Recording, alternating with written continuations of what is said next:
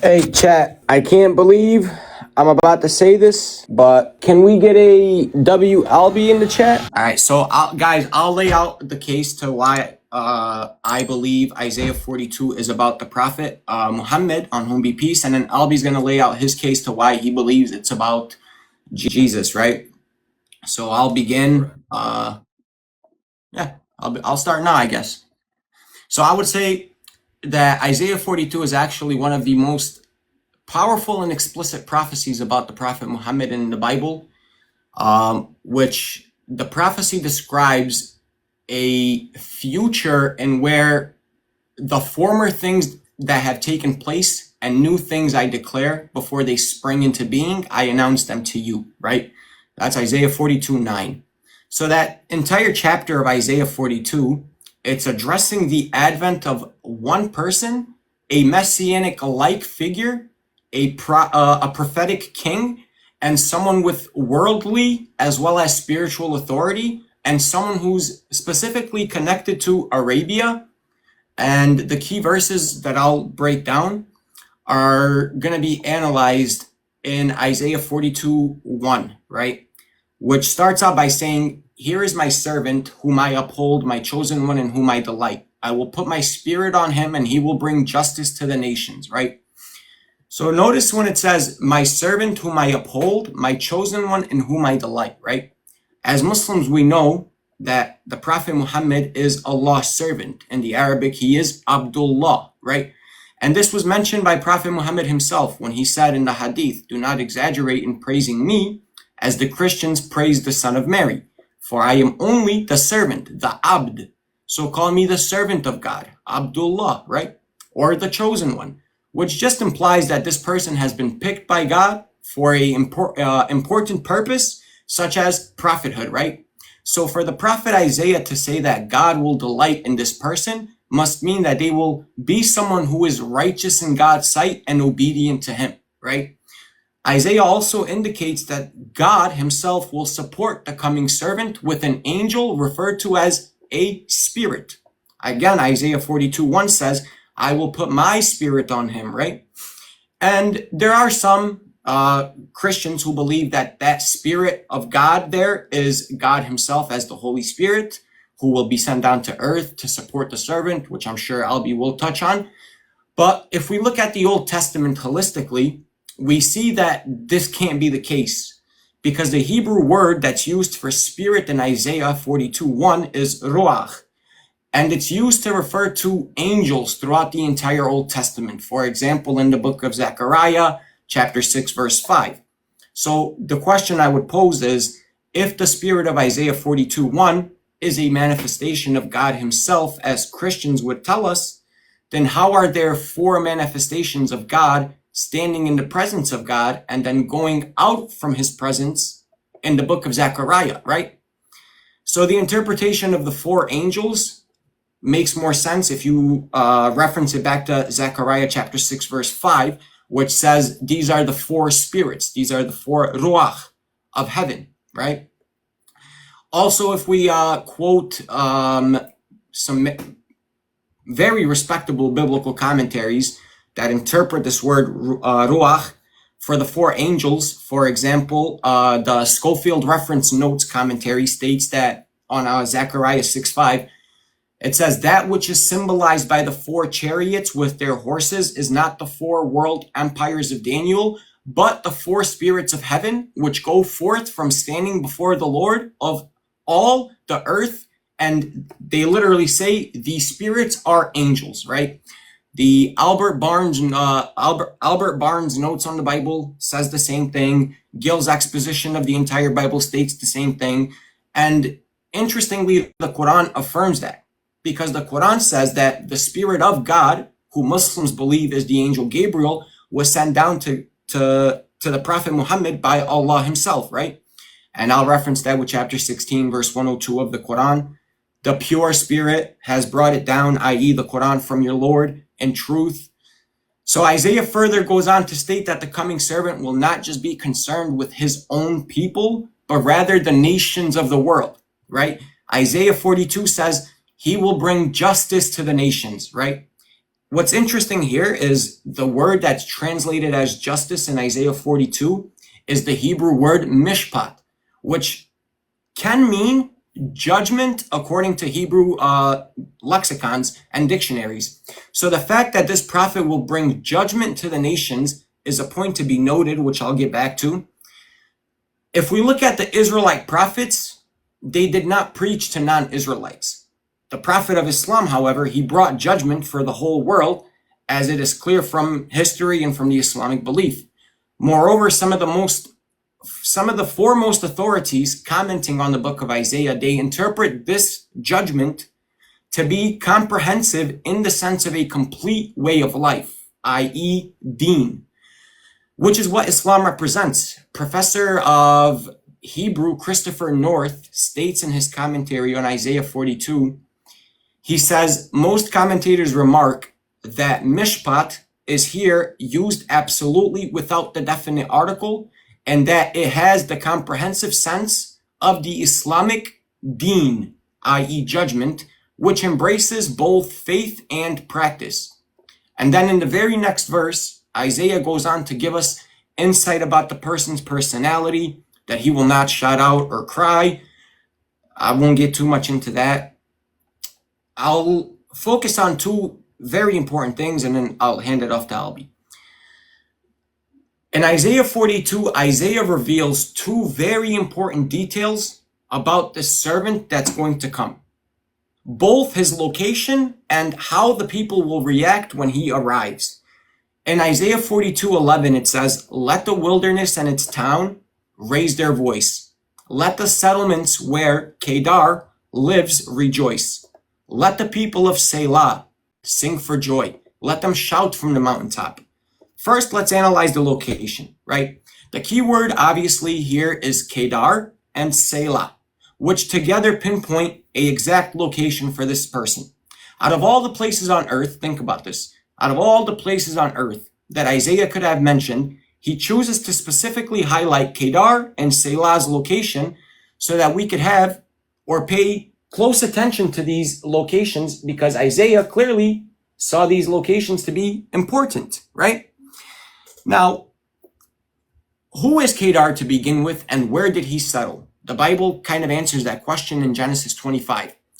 It says, these are the names of the sons of Ishmael listed in order of their birth.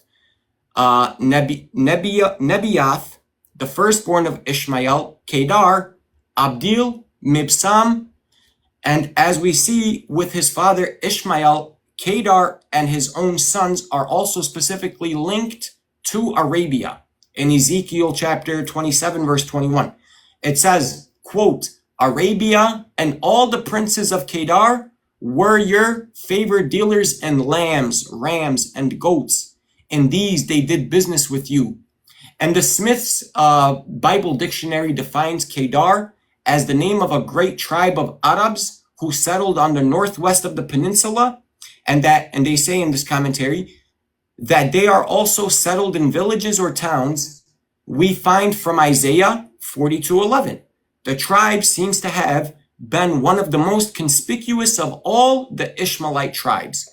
The Kalin Delsich commentary on the Old Testament tells us that Isaiah's use of Kedar here, it says, quote, the name Kedar is here the collective name of the Arabic tribes generally. The Chaldea lexicon states that with regards to Kedar, that, quote, the rabbis call all the Arabians universally by this name, and the following Targum by the first century rabbinic sage Jonathan ben Uziel explicitly associates Kedar with the Arabians. So again, when it says, let the wilderness rejoice, right? And the cities that are in it, right? The villages which inhabit the wilderness of the Arabians, let the dead praise him when they go forth from their long abodes, from the top of the mountains, let them lift up their voice. What's interesting is you have two ancient Assyrian inscriptions that are dated to the 7th century BCE that associates the king of the Arabs with the land of Kedar. You have the King Ashurdan prism and King Assurbanipal prism. which again, it associates the king of the Arabs with the land of Kedar, right? So far, I believe that it's established that Kedar is obviously dwelling in Arabia, and in fact, Kedar dwelt within a specific part of Arabia known as the Hijaz, which is modern-day Western Saudi Arabia. And we could deduce that from biblical geography, which places the Ishmaelites in the land called Midian, right? Biblical Midian is linked to Kedar, the son of Ishmael, because the term Midian and Ishmaelite are used interchangeably in the Old Testament. And that's according to Harper's Bible Dictionary. And we can see that from the story of Joseph in the book of Genesis, chapter 37, verses 38 to 36.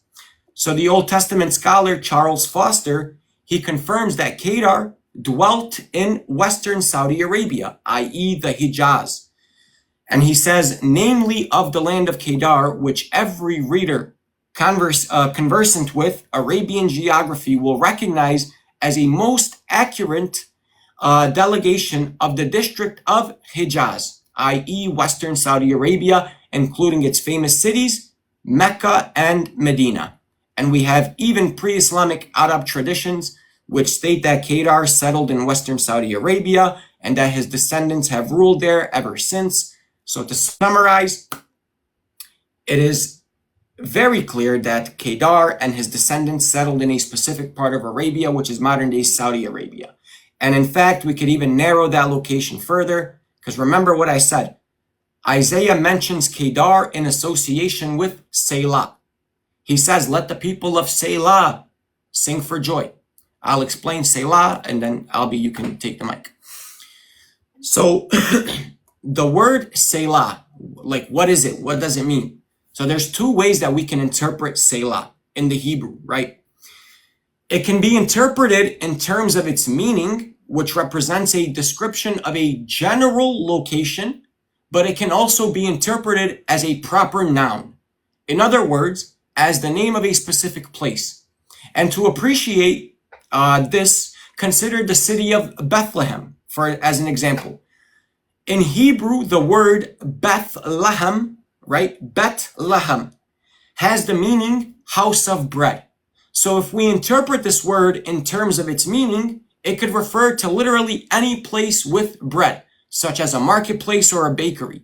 However, if you interpret the word as a proper noun, then it can only refer to one place on earth, which is literally the holy city of Bethlehem in the Holy Land. And if we apply the same principle to the word Selah, then it pinpoints two possible locations within Saudi Arabia, the cities of Mecca and the city of Medina. So the word Selah means literally craggy rock in Hebrew. That's what the word Selah means, craggy rock.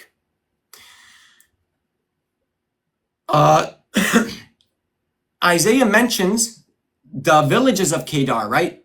So if we use the villages of Kedar as the reference point, then the craggy rock, Selah, mentioned by Isaiah, is a reference to Muhammad's city of birth, Mecca. And not only was Mecca inhabited by the children of Kedar, i.e. the tribe of the Quraysh during the time of the Prophet, but Mecca also best fits the description of the literal definition of Selah, i.e. a craggy rock, as Mecca is surrounded by rocky mountains, etc. So again, if we interpret Selah as a proper noun, as the name of a specific place, then the location being spoken of must be the city of Medina, because Selah is the name of a famous mountain in Medina. So also you have the famous masjid in Medina, Masjid Nabawi, which the Prophet Muhammad's mosque is in modern-day Saudi Arabia, the very foot of Mount Selah. So again, I don't want to go on too long. I've been going for 10 minutes so far, just about. I'll end it here. The servant is going to be coming from a specific geographical point, which I've already explained, and this servant is going to bring something special. According to Isaiah, he brings a new law and new justice. According to Isaiah 42:4, he will not falter or be discouraged till he establishes justice on earth. In his teaching, the islands will put their hope. So the first part of the verse mentions that he will not falter or be discouraged till he establishes justice on earth. The pulpit commentary interprets this to mean that the coming servant will be firm and unbroken until he has succeeded in establishing the true religion on earth. And we know that the Prophet Muhammad never faltered, nor was he discouraged.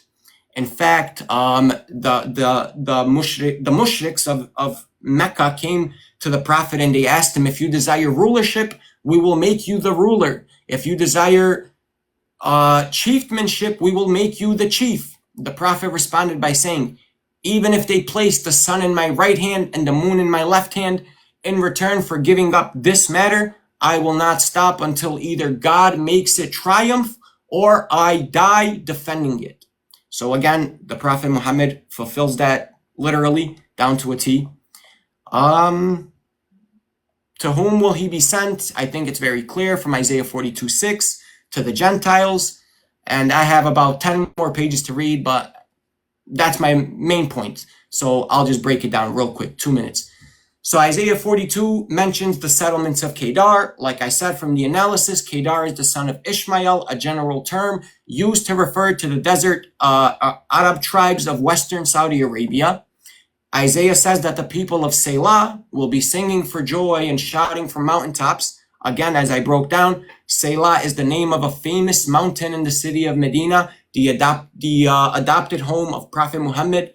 Upon Muhammad's arrival to Medina, its inhabitants rejoiced out of happiness. Isaiah 42 says that this individual will establish justice on earth. Again, from the analysis, the spread of Islam throughout Arabia and the rest of the world is how the Prophet established justice on earth. It says that the islands await his teachings. That's literally just saying that the people are waiting for the revelation of the Quran. Isaiah 42 says that this individual will be a covenant for the people and a light for the Gentiles. Again, Muhammad was the only prophet that was sent to all people, Jew and Gentile, non-Jew alike. Isaiah 42 says that idolatry will be turned back in utter shame. Again, Islam got rid of all the idolatry in Arabia, transforming its people into pure monotheists. Isaiah 42 also says that this servant will march in battle and he will triumph over God's enemies. Again, the remarkable military triumphs of the Prophet Muhammad and the early Muslims, despite the odds, the impossible odds that they faced, they were victorious against the pagan Arab tribes who dominated Arabia prior to the advent of Islam. So again, if you look at Isaiah 42 and you look at the core description of who the individual is, where this individual is coming from, who he is going to, what his mission is, you can make a direct parallel to the Prophet Muhammad. Albee, I spoke for about 14 minutes. I'll go on mute and let you do your thing, brother.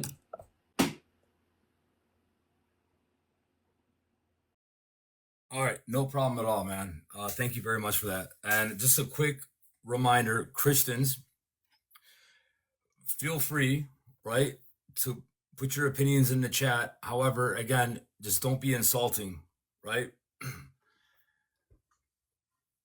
With that being said, so I'm not going to be responding to you. I'm going to make a case for myself, and then we're going to be doing a rebuttal, okay? All right. So let's go to Isaiah chapter 42, verse 1 through 4. Here's what it says. Isaiah 42, 1 through 4. It says, "Behold, my servant, whom I uphold, my elect one, in whom my soul delights. I have put my spirit upon him. He will bring forth justice to the Gentiles." Let me pause right there before I go any further. I have put my spirit upon him. What is this representing? This is representing the baptism of Christ as his what? His priestly role, right? As the baton is being passed over from John the Baptist, Yahya, to Jesus. this is the baptism right here. Behold, my servant, whom I uphold, my elect one, in whom my soul delights. I have put my spirit upon him. Now, our friends in the opposition would say that that spirit would have to be the angel Gabriel. Now, I don't know why I'm going into a quick rebuttal, but let me just make this claim real quick so that, we're going to go to Zechariah, okay? Chapter 6, verse 5. It says, and the angel answered and said to me, these are the four spirits of heaven. Notice, spirits are being identified as angels. Therefore, this spirit that's put upon the servant has to be Gabriel, that's put upon Muhammad to guide Muhammad in the way that he should go by revealing the Quran to him. That's what my interlocutor would say. However, he forgets the fact that Psalm 104, verse 4 says, God, who makes his angels spirits, his ministers a flame of fire. So these angels are spirits, but they're not the Holy Spirit. These angels are spirits, but notice, they're also ministers, a flame of fire. But that poses a big problem also for the Islamic position, because angels are made of light, while jinn are made of smokeless fire, right? Angels are made of light, while jinn are made of smokeless fire. Well, here it speaks about angels and says, who makes his angel spirits and his ministers a flame of fire. I'm sorry for saying that I wasn't going to rebut you, bro. I apologize. That's why you should never trust the word of an Assyrian. All right, so let's go back to Isaiah 42, verse 1. Behold my servant whom I uphold, my elect one, in whom my soul delights. I have put my spirit upon him. All right, let's pause there again. Remember, my servant. Isaiah chapter 61, verse 1. Isaiah chapter 61, verse 1. The Spirit of the Lord God is upon me, because the Lord has anointed me to preach good tidings to the poor. He has sent me to heal the brokenhearted and to proclaim liberty to the captives and the opening of the prison to those who are bound, and to proclaim the acceptable year of the Lord and the day of vengeance of our God, to comfort all who mourn and to console those who mourn in Zion. All right, beautiful. Let's pause right there. It's interesting because Jesus quotes this about himself in Luke chapter 4, 17 to 21. Now, for my Muslim friends, in 1947, there was a full scroll of Isaiah found in the caves of Qumran, okay, in the Dead Sea Scrolls, in the caves of Qumran, virtually fully intact in Hebrew, that scholars would date it back to about 150 to 300 BC, even though Isaiah lived in about 740 BC. But this scroll that's fully intact, because of the high salt content in by the Dead Sea, and salt is a natural preservative, it reads 98.8% with accuracy to what we have today in our Bible. And this dates back before Christ. So much for your scriptures are corrupted. Because if you're going to corrupt all of our scriptures, at least we have Isaiah, and they say Isaiah is the fifth gospel. I'm good. I'm proving all of our doctrines from just Isaiah. But now, with that being said, Central, how much time do I have, bro? I'm sorry? You got like 13 minutes, bro. You're good.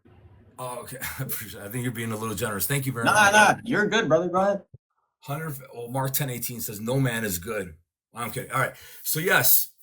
Notice the Spirit of God, the Spirit of the Lord is upon me because the Lord has anointed me. That's Isaiah 61, verse 1. Jesus quotes this about himself in Luke chapter 4, 17 to 21. Moreover, it doesn't stop there. When we go to, here, let's go to Isaiah 48, verse 16. Notice what it says here. Isaiah 48, 16.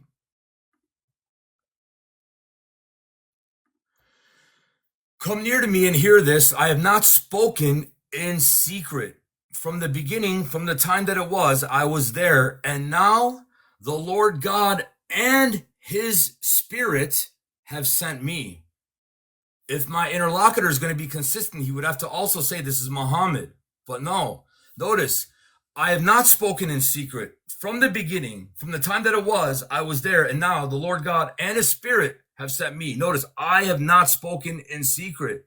But wait a minute, that reminds me of another passage here. Isaiah 45, verse 19. This is Yahweh now speaking. I have not spoken in secret in a dark place of the earth. I did not say to the seed of Jacob, seek me in vain.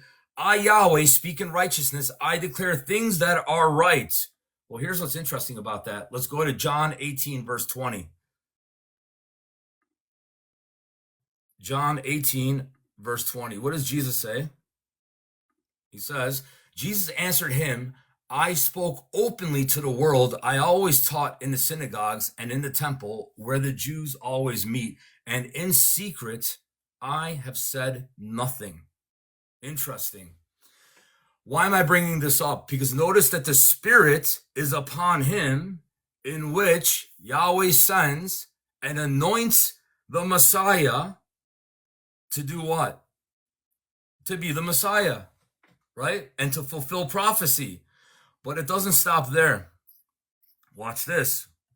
Even the Jews would identify Isaiah 11, 1 through 10 about the Messiah. Obviously not Jesus, right? But for the Messiah that's not coming, which is going to be their Antichrist. Okay, so here, Isaiah chapter 11, let's read 1 and on. Now, Jesse is the father of David. It says, there shall come forth a rod from the stem of Jesse, a branch shall grow out of his roots. Notice, the Spirit of Yahweh shall rest upon him. Can't be Gabriel. The Spirit of wisdom, 2, and understanding, 3. The Spirit of counsel, 4, and might, 5. The Spirit of knowledge, 6, and the fear of the Lord, 7. His delight is in the fear of the Lord, and he shall not judge. Notice, he, the Messiah, shall not judge by the sight of his eyes, nor decide by the hearing of his ears, but with righteousness he shall judge the poor, and decide with equity for the meek of the earth. He shall strike the earth with the rod of his mouth, and with the breath of his lips he shall slay the wicked. Righteousness shall be the belt of his loins, and faithfulness the belt of his waist. The wolf also shall dwell with the lamb. The leopard shall lie down with the young goat, the calf and the young lion, and the fatling together. And a little child shall lead them, meaning there will be peace and prosperity on earth when he comes to rule. The cow and the bear shall graze, their young ones shall lie down together, and the lion shall eat straw like the ox. The nursing child shall play the cobra's hole, and the weaned child shall put his hand in the viper's den. They shall not hurt nor destroy in all my holy mountain. But wait a minute, where is your holy mountain? It's not in Mecca, not in Medina, not in Arabia, it's in Zion. For the earth shall be full of the knowledge of Yahweh. Wow. When the Messiah comes, interesting. As the waters cover the sea. Now, verse 10, and in that day there shall be a root of Jesse, who shall stand as a banner to the people, for the Gentiles shall seek him, and his resting place shall be glorious. Did you catch that? The Gentiles will be seeking him. The Gentiles will be hoping for him. That's not a coincidence, and that's spoken of elsewhere in the Bible. Like, for example, the prophecy of Judah regarding the Messiah, who's king, in Genesis chapter 49, verse 10 specifically. that the scepter will not depart from Judah, nor a lawgiver from between his feet until Shiloh comes. And Shiloh is an idiom for the Messiah. Until Shiloh comes, and to him will be the obedience of the people. Haggai chapter 2, 6-9. He's called the Chamdet of all nations, the desire of all nations. Unlike Saul, who was king, who's called the Chamdet of Israel, this one is going to be the Chamdet of all nations. All right, beautiful. Let's go back to Isaiah now, 42. And let's again read from verse 1. Third time's a charm. Behold my servant, whom I uphold, my elect one, in whom my soul delights. I have put my spirit upon him. He will bring forth justice to the Gentiles. He will not cry out, nor raise his voice, nor cause his voice to be heard in the street. A bruised reed he will not break, and a smoking flax he will not quench. He will bring forth justice for truth. He will not fail nor be discouraged till he has established justice in the earth, and the coastlands shall wait for his Torah. That's the Hebrew word, Torah. The coastlands, the Gentiles, they're going to be waiting for his Torah. That's interesting because the new covenant, the New Testament is simply Latin for covenant. That is the Messiah's Torah that's been given to us through the writers of the Gospels, along with the epistles of, Islam's favorite scholar, Paul the Apostle. All right. So it says, the coastlands shall wait for his Torah, the Messiah's Torah. Then it says in verse 5 and 6, thus says God, Yahweh, who created the heavens and stretched them out, who spread forth the earth and that which comes from it, who gives breath to the people on it, and spirit to those who walk on it. I, Yahweh, have called you in righteousness. Not Muhammad. I have called you, who? The servant. And will hold your hand. I will keep you and give you as a covenant to the people, as a light to the Gentiles. I will give you as a covenant to the people, a light to the Gentiles. To do what? To open blind eyes, to bring out prisoners from the prison, those who sit in darkness from the prison house. I am Yahweh, that is my name, and my glory I will not give to another, nor my praise to carved images. Now let's pause there for a second, okay? A light to the Gentiles, he'll be given up as a covenant. When God established a covenant with Israel in Exodus chapter 24, verse 8, what does Moses do? Notice the language here. Exodus 24, verse 8 says, and Moses took the blood of bulls and goats, sprinkled it on the people, and said, this is the blood of the covenant which Yahweh has made with you according to all these words. How many nations did Moses make a covenant with here? One, Israel. How did he inaugurate? How did he procure this covenant? By the blood of bulls and goats, sprinkling it on the people, and with covenant comes laws. Why am I mentioning this? Here's why. Let's go again to Isaiah 49, and let's read from 1 and on. How much time has gone by, bro? Please. You got about 6 minutes left. Okay, all right. Thank you. Isaiah 49, 1 and on says, listen, O coastlands, to me. Interesting. Wait. Listen, O coastlands, to me. Isaiah 42, verse 4 says, the servant is going to go, and the Gentiles he's going to establish justice amongst the Gentiles. And it says in verse 4, the coastlands shall wait for his Torah. Interesting. Okay, let's go to now Isaiah 49. And here's what it says. Listen, O coastlands, to me.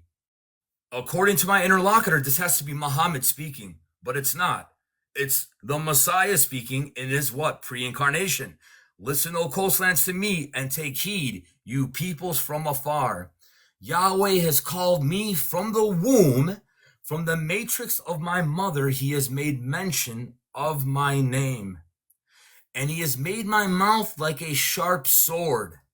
And in the shadow of his hand he has hidden me and made me a polished shaft. In his quiver he has hidden me. And he said to me, you are my servant, O Muhammad. No, he doesn't say that. He said to me, you are my servant, O Israel, in whom I will be glorified. Pause right there. Isaiah does speak of the nation of Israel as a collective whole in the singular as a servant. Israel, my servant. Yes, in Isaiah, you will find that. This stupid argument that's brought by that pagan Tovia singer is easily refuted because that Israel, that's his servant, that's being mentioned elsewhere, like in Isaiah 42, 24 to 25, Isaiah 43, verse 8, Isaiah 48, if you read 8 all the way to 19, on and on it goes. This Israel, the servant, continues to get rebuked and disciplined by God over and over. As a matter of fact, in Isaiah chapter 56, verse 10, he calls the Israelites all dumb dogs. They're dumb dogs that cannot bark. That's Isaiah 56, verse 10. They're wicked and vile in the sight of God's eyes, according to Isaiah 5, verse 7. In Isaiah 64, verse 6, even our most righteous deeds, and Isaiah includes himself, he says what? He says, even our righteousness, handing it over to God, it's like handing God a used woman's menstrual rag. Here, God, here's my righteousness, a bloody used woman's menstrual rag. That's what our righteousness is considered apart from the Messiah. So when it says here in Isaiah 49, verse 3, and he said to me, you are my servant, O Israel, he's speaking directly to the Messiah here, because now notice this servant Israel, what is he going to do? He's going to do this. Verse 4, then I said, who said? The servant Israel. I said, I have labored in vain. I have spent my strength for nothing and in vain. Yet surely my just reward is with Yahweh and my work with my God. And now Yahweh says, who formed me from the womb to be his servant, to bring Jacob back to him, so that Israel is gathered to him. For I shall be glorious in the eyes of Yahweh, and my God shall be my strength. Indeed, he, who, the Father, indeed he says, it's too small of a thing. And he's speaking to the Messiah here. It's too small of a thing that you should be my servant to raise up the tribes of Jacob. That's too small of a thing for you to do when you go. To restore the to raise up the tribes of Jacob and to restore the preserved ones of Israel. I will also give you as a light to the Gentiles, that you should be my salvation to the ends of the earth, according to my interlocutor. If this is speaking of Muhammad, that means Muhammad's name is Israel. No Muslim would ever claim that. You guys catch it? It's right here. You can't escape it. And this is quoted about Jesus in the New Testament, obviously, Luke 2:32. But what's my point? Continue reading a few verses later. Look at what it says in verse 8. Thus says Yahweh, in an acceptable time I have heard you, and in the day of salvation I have helped you. I will preserve you and give you as a covenant to the people, to restore the earth, to cause them to inherit the desolate heritages, that you may say to the prisoners, go forth, to those who are in darkness, show yourselves. Now, notice, twice he's going to be given up as a covenant to the people to restore the earth. How does Moses procure a covenant with Israel? By taking the blood of bulls and goats, sprinkling it on the nation of Israel, and making that covenant with them that day, which came from laws. So he will give them up as a covenant to the people. How is God going to give up the servant as a covenant for the people? How does that make sense? Let's go to the fourth song, suffering servant song of Isaiah. Here, Isaiah chapter 52, 13 and on. Now, this last suffering servant song, it begins in Isaiah 52, verse 13, and it ends in Isaiah 53, verse 12, because there is no chapter verse divisions. And here's how it begins. 2 minutes. Thank you. Behold, my servant shall deal prudently. He shall be exalted and extolled and be very high. Just as many as were astonished at you, so his visage was marred more than any man, and his form more than the sons of men. So shall he sprinkle many nations. That's how he establishes the covenant, because in chapter 53, it speaks about him and his body being torn into shreds, right? He experiences death, intercedes for the people, and is resurrected. And therefore, in that way, he's given up as a covenant to the people, because while the Muslims and the Jews believe that peace between man and man is important, I would say it pales in comparison to first establishing peace between God and man. That's why the Messiah first came, to establish peace between God and man. And in the second advent, he's going to come to establish what? Peace between man and man. And so, Isaiah 42, it says, behold my servant whom I uphold, my elect one in whom my soul delights. I have put my spirit upon him. He will bring forth justice to the Gentiles. Man, who quotes this? Matthew chapter 12, 17 to 21. And I think this will be my last verse. Matthew 12, 17 to 21. Matthew 12, 17 to 21. It says, that it might be fulfilled, which was spoken by Isaiah the prophet, saying, behold, my servant whom I have chosen, my beloved, in whom my soul is well pleased. I will put my spirit upon him, and he will declare justice to the Gentiles. He will not quarrel nor cry out, nor will anyone hear his voice in the streets. A bruised reed he will not break, and a smoking flax he will not quench, till he sends forth justice to victory, and in his name Gentiles will trust. And I rest my case, man. Thank you. And thank you for being gracious. I know you allotted me a little bit more time, man. I appreciate that. It's all love, bro. It's all love. I got my rebuttal ready, bro. I ain't gonna lie, man. You said I'm sure you do. that's some nice stuff. I told you he was good at harmonizing text, man.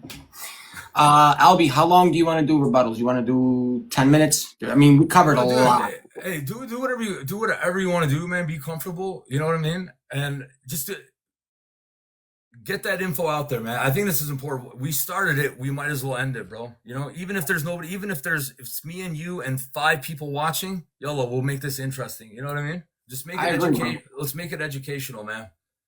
I agree. Guys, I'm getting messages from Muslims. Yo, can you guys chill out? Even if you got mod, please chill out. Like, don't do nothing. Like, we're literally having a nice conversation. Muslims, do not ruin it for others. Like, there's 300 people here that are listening, that want to get educated, that genuinely want to learn. Don't ruin it for others. Don't be that one person. So I'm speaking to the Muslims. And how many 300 Muslims conquered the pagans, right? You already know, bro. 300. Go ahead, man. Yeah. So, all right. Bismillah. Albee, how much ever time I take, I'll give you the same. Yeah, don't worry about it. Yeah, be comfortable, bro. You granted me more time. Just do what you gotta do, and then I'll be taking notes. All right. So I was noting the things that Albee said, and I'm gonna refute the arguments that he brought. For example, his first argument was angels are called spirits, and therefore the spirit in Isaiah 42 must be the Holy Spirit, not the angel Gabriel. The problem there is you're confusing categories, Albee. You're saying that angels are spirits. You saying that angels are spirits doesn't equal that saying every mention of the term spirit equals the Holy Spirit.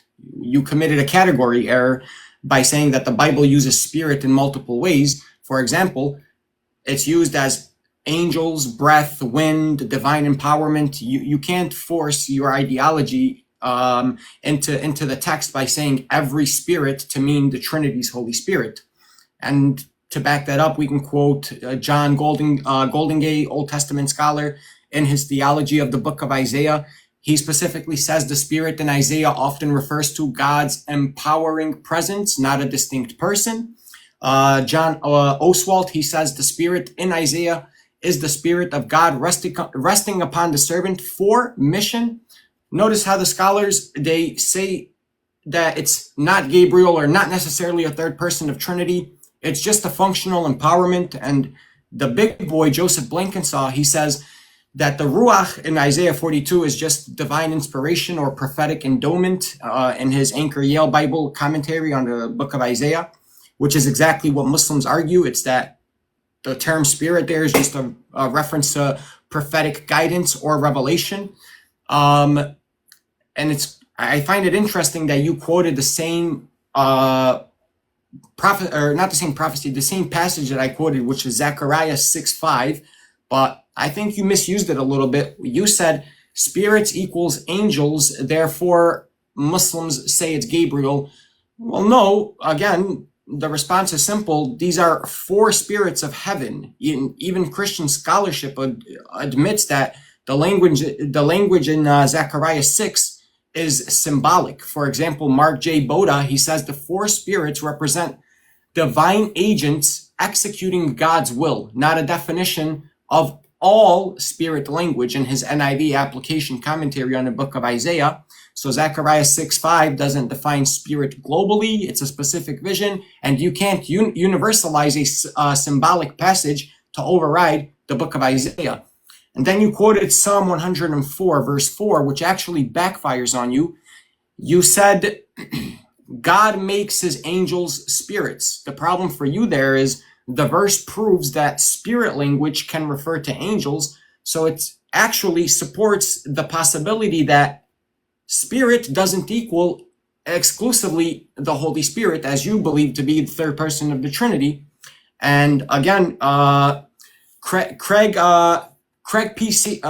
C. Peter, he says in his World Biblical Commentary on the Book of Psalms, he says the verse emphasizes the functional role of angels as agents, not their ontology.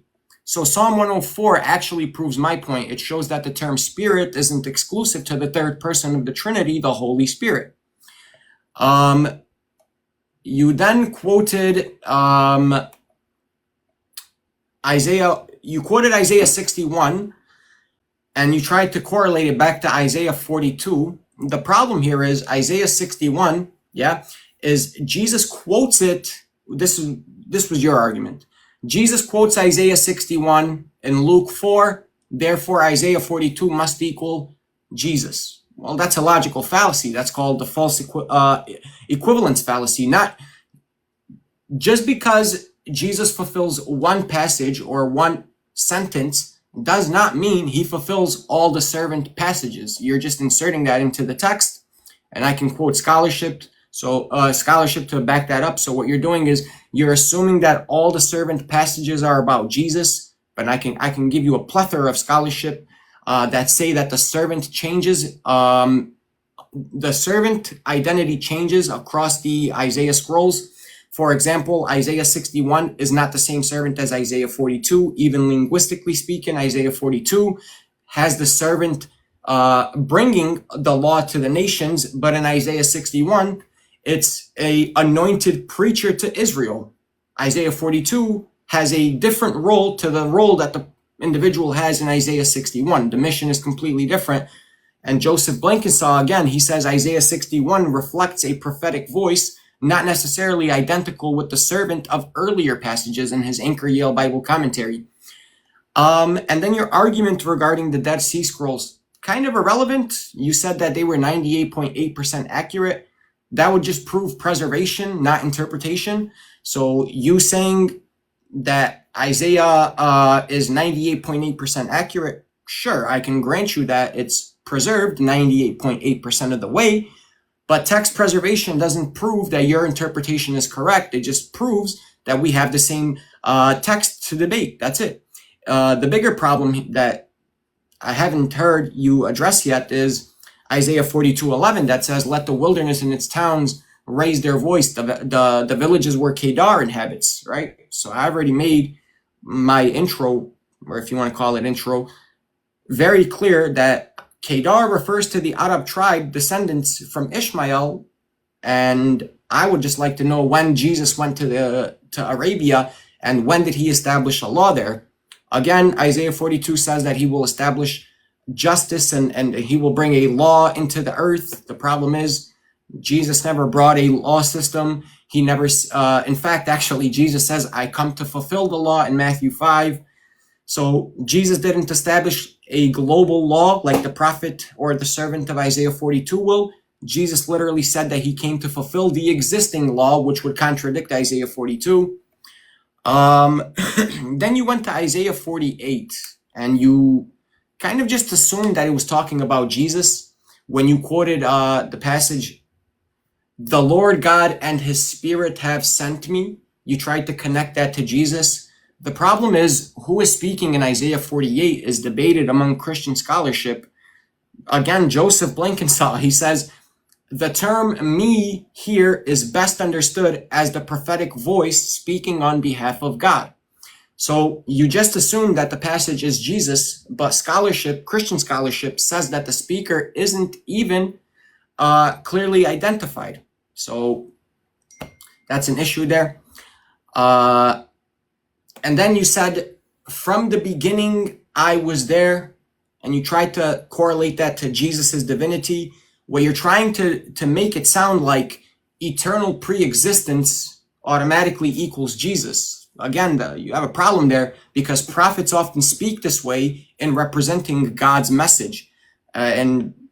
Braveheart Childs, he says, prophetic speech often merges the voice of God and the prophet in his Isaiah commentary. So again, prophets speak in God's voice all the time. What you're doing is you're reading divinity into standard prophetic language. Then you quoted Isaiah 45, verse 19, and I personally think you completely misused it. You said that "I have not spoken in secret," and then you tried to tie that back to John 18. The issue you have is Isaiah 45:19 is Yahweh speaking about revelation openly to Israel. It's not a prophecy about Jesus or a unique identifier according to John Oswalt.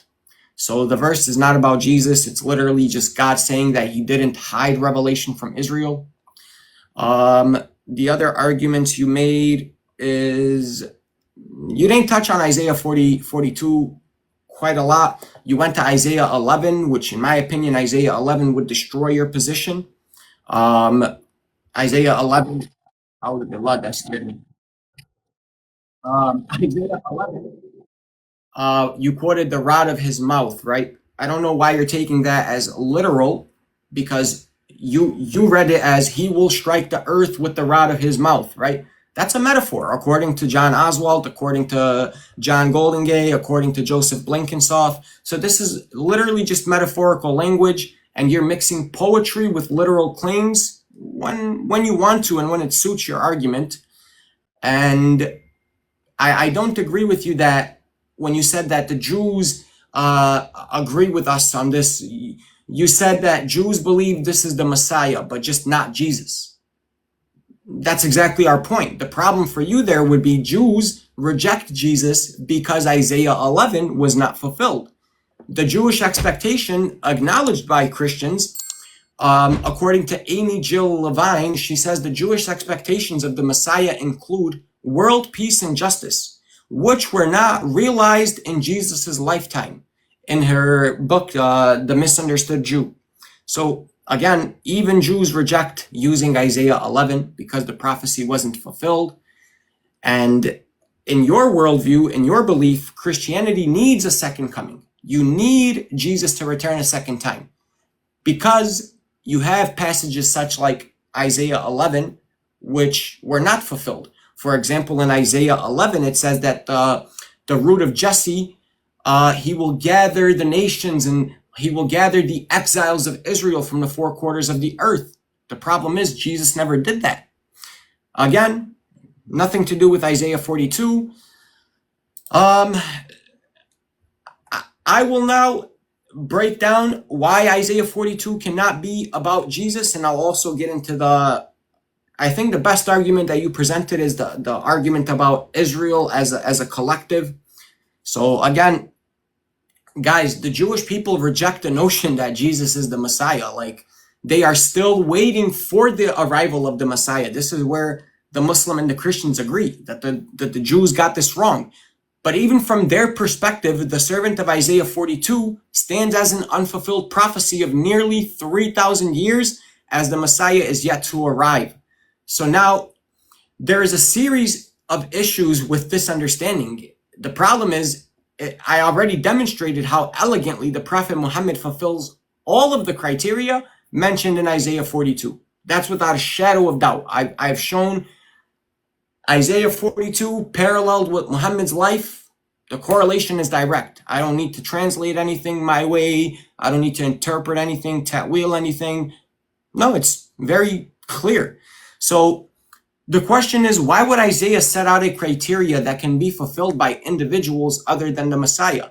If it is indeed the Messiah to whom Isaiah 42 refers, and if Isaiah is speaking of the Messiah, then we would expect that he would set out criteria that only the Messiah can fulfill. Otherwise, that defeats the purpose of prophecy in the first place. Because prophecies are supposed to be specific. They're not supposed to be, hey, this is a prophecy, but any Joe Schmo can fulfill it. That's not how it works. So from the point of view of both Muslim and Christian, Jesus, we agree, like I said, he is the Messiah. But if we compare the characteristics of Isaiah 42 with the life and the teachings of Jesus as portrayed specifically in the New Testament, then Jesus respectfully falls short in fulfilling the prophecy. For example, Isaiah 42 states that the servant will establish justice on earth. He will not falter or be discouraged until he does so, right? But Jesus cannot. Jesus, because of that one verse alone, cannot be the servant of Isaiah 42. When he was asked whether he was the king of the Jews, what did Jesus say? In John 18:36, he states that his kingdom was not of this world. Yet, in Isaiah 42, Isaiah announces the advent of a figure with temporal powers who will establish global justice. So for one to establish global justice on earth, one has to have spiritual as well as temporal capacity. Christianity and Islam agree that Jesus rose without bringing justice to the nations, as his handful of disciples did not possess the strength required to enforce justice. In fact, Jesus and his disciples all left this world in a state of injustice. And that's the exact opposite of what Isaiah 42 prophesies. And even the pagan empires like the Romans and the Persians dominated much of the earth during the time of Christ and during the time of his disciples, including the lands of Jesus himself and his early followers. They were enforcing their own unjust laws, and they were not governing by the laws of God. Yet Isaiah 42 says that the servant will bring a new law. But if Christ is the servant of Isaiah 42, why during his lifetime did he not rule by that law? Why during the lifetime of the disciples did they not rule by that law? Yet they were under Roman rulership, Persian rulership, etc. The other issue with Jesus being the candidate is the targeted audience of the coming servant. For example, throughout all Isaiah 42, there is a theme of idolatry. And it's describing that those who worship idols are blind. Isaiah says that they're blind and they're walking in darkness, right? And it also says that these idolaters will be turned back in utter shame. Isaiah 42:8, I am the Lord, that is my name. I will not yield my glory to another or my praise to idols. I will lead them by ways they have not yet known, right? How could that be a reference to Jesus? Unlike Muhammad, whose lifetime opponents were primarily idol worshippers, Jesus' opponents during his ministry were Jewish religious leaders, the Sadducees, the Pharisees. His people, the Israelites, were monotheists, not idol worshippers. So on one occasion, Jesus even told his disciples to stay away from the idol worshipping Gentiles, the exact opposite of what Isaiah 42 prophesies. In the Gospel of Matthew, Jesus says, these 12 Jesus sent out with the following instructions. Do not go among the Gentiles. Matthew 10 verse 5. But remember, Isaiah 42 gives us a list of momentous achievements, for lack of better words, for the coming servant. Isaiah 42:13. The Lord will march out like a champion, like a warrior. He will stir up his zeal. With a shout, he will raise the battle cry, and he will triumph over his enemies. Compare that to Christ, who did not triumph over his enemies. According to Christians, respectfully, Christ was crucified by his enemies. Moreover, Jesus was not interested in fighting. He was not a man of war. He was not someone who came with a sword. That literally, we come on TikTok every night, Christians tell us Muhammad came with a sword, Jesus did not, right? So even according to Matthew 26:52, he says, for all who draw the sword will die by the sword. And then he says in John 18, again, my kingdom is not of this world. If my kingdom were of this world, my servants would fight. But the Christians tried to get around that problem by arguing that Jesus will fulfill that portion of prophecy in the future as part of his second coming. And they'll try to cite passages like 1 Thessalonians chapter 5 or 2 Thessalonians chapter 1. I agree. It's true that the second coming of Christ, as described in these passages, will be characterized by the punishment and destruction of God's enemies, and it will be the Jesus of fire and brimstone, a stark contrast to the meek and pacifist kind of version you get of the first coming of Christ. So again, Isaiah 42 and the depiction of who Christ is in the New Testament, it doesn't align. Again, the geographical issue of Jesus being the candidate. Jesus has no historical association to Kedar or Selah.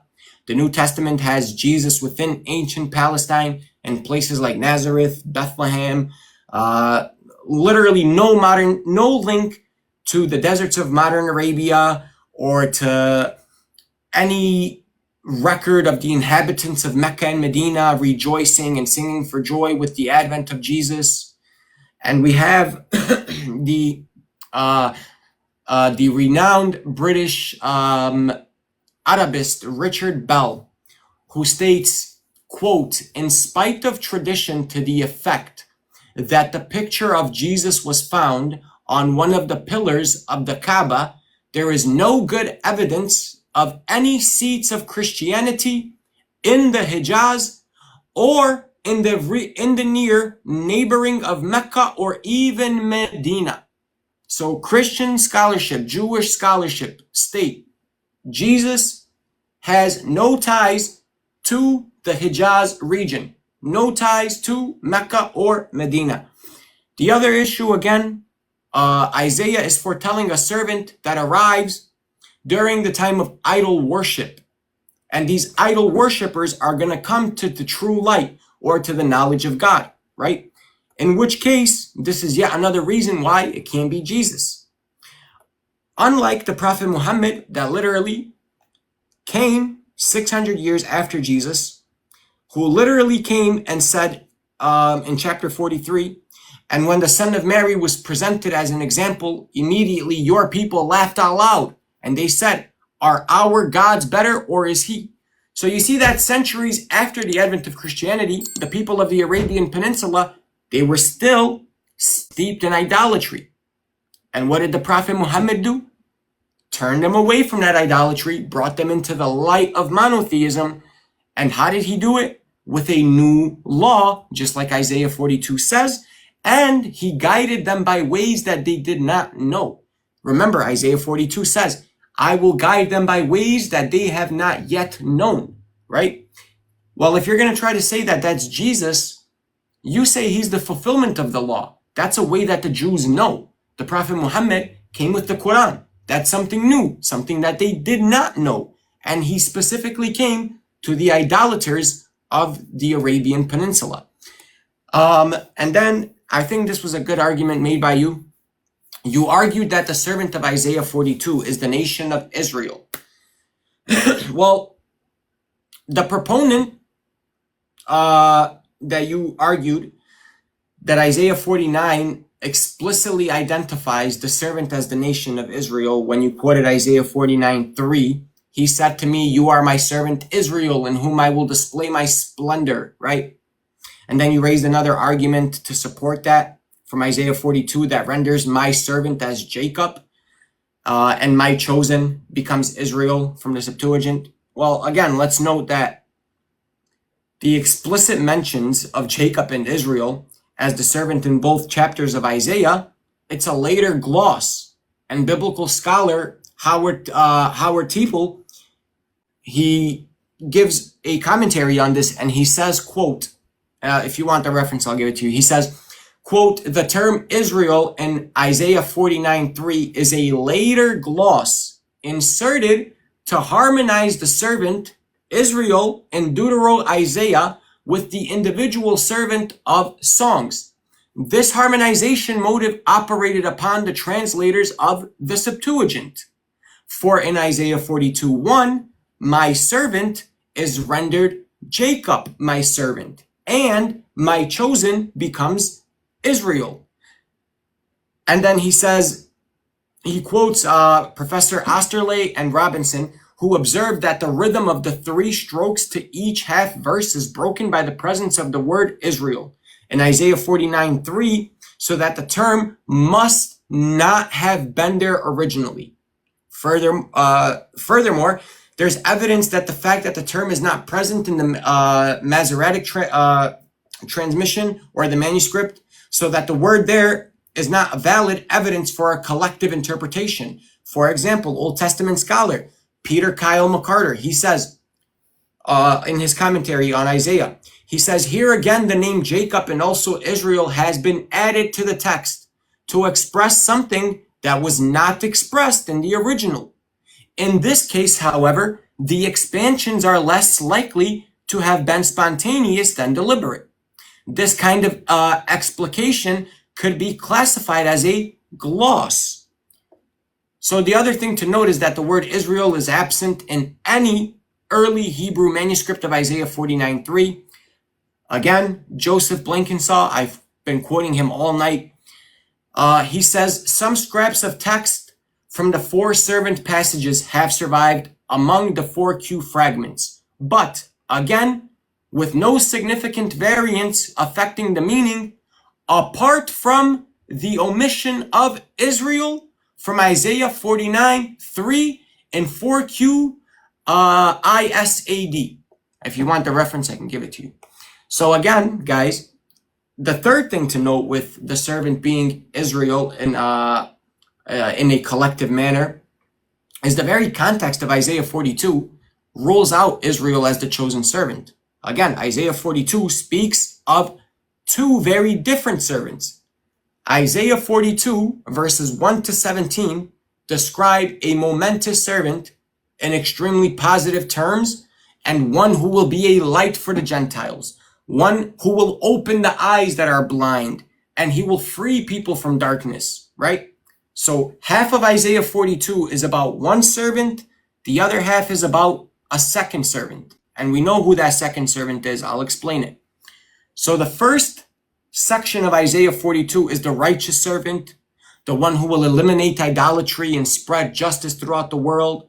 And then the second section of Isaiah 42, right, verses 18 to 25, describes a different type of servant.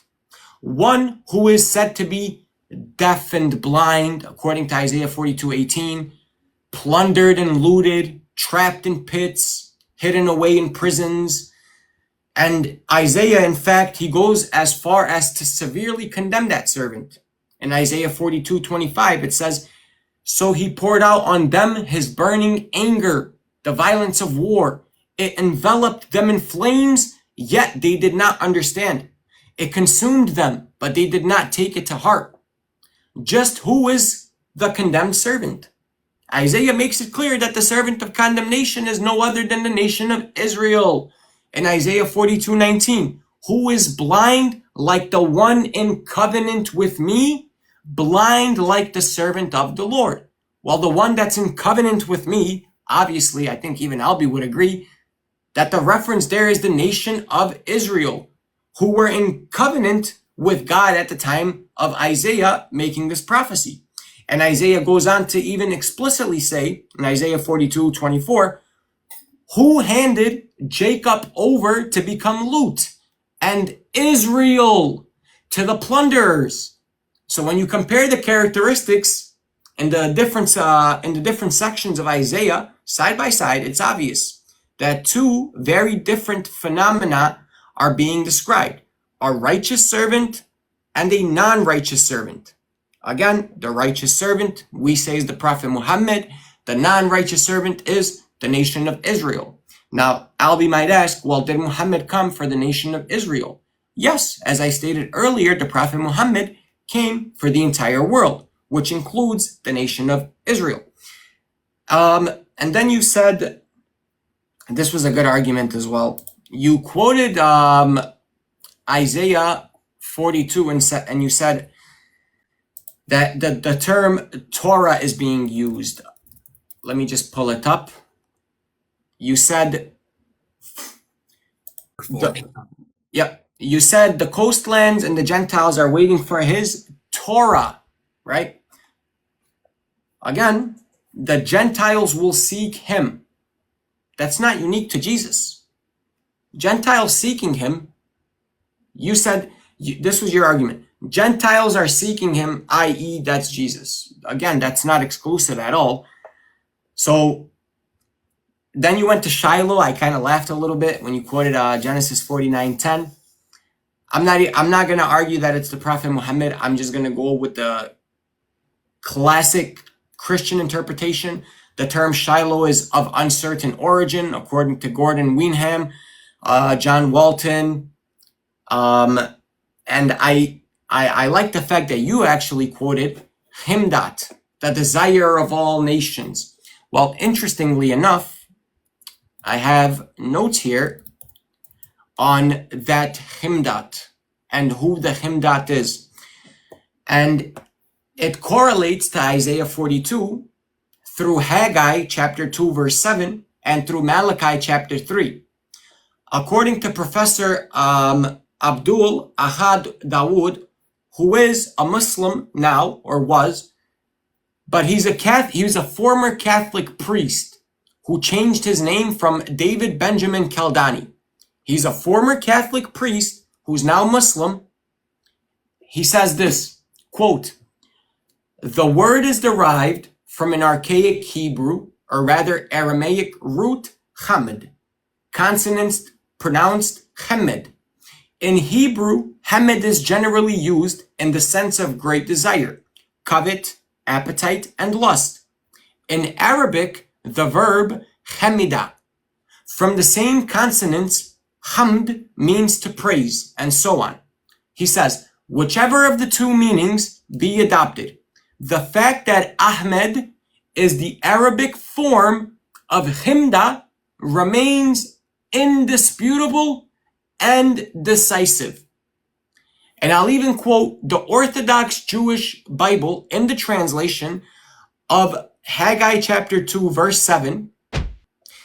It says, they make an explicit, like they don't even try to hide it. It's funny. They make an explicit connection between Songs of Solomon, Muhammadim, and the one who is said to be desired by all the nations, the Himdat, that we just spoke about in Haggai 2:7.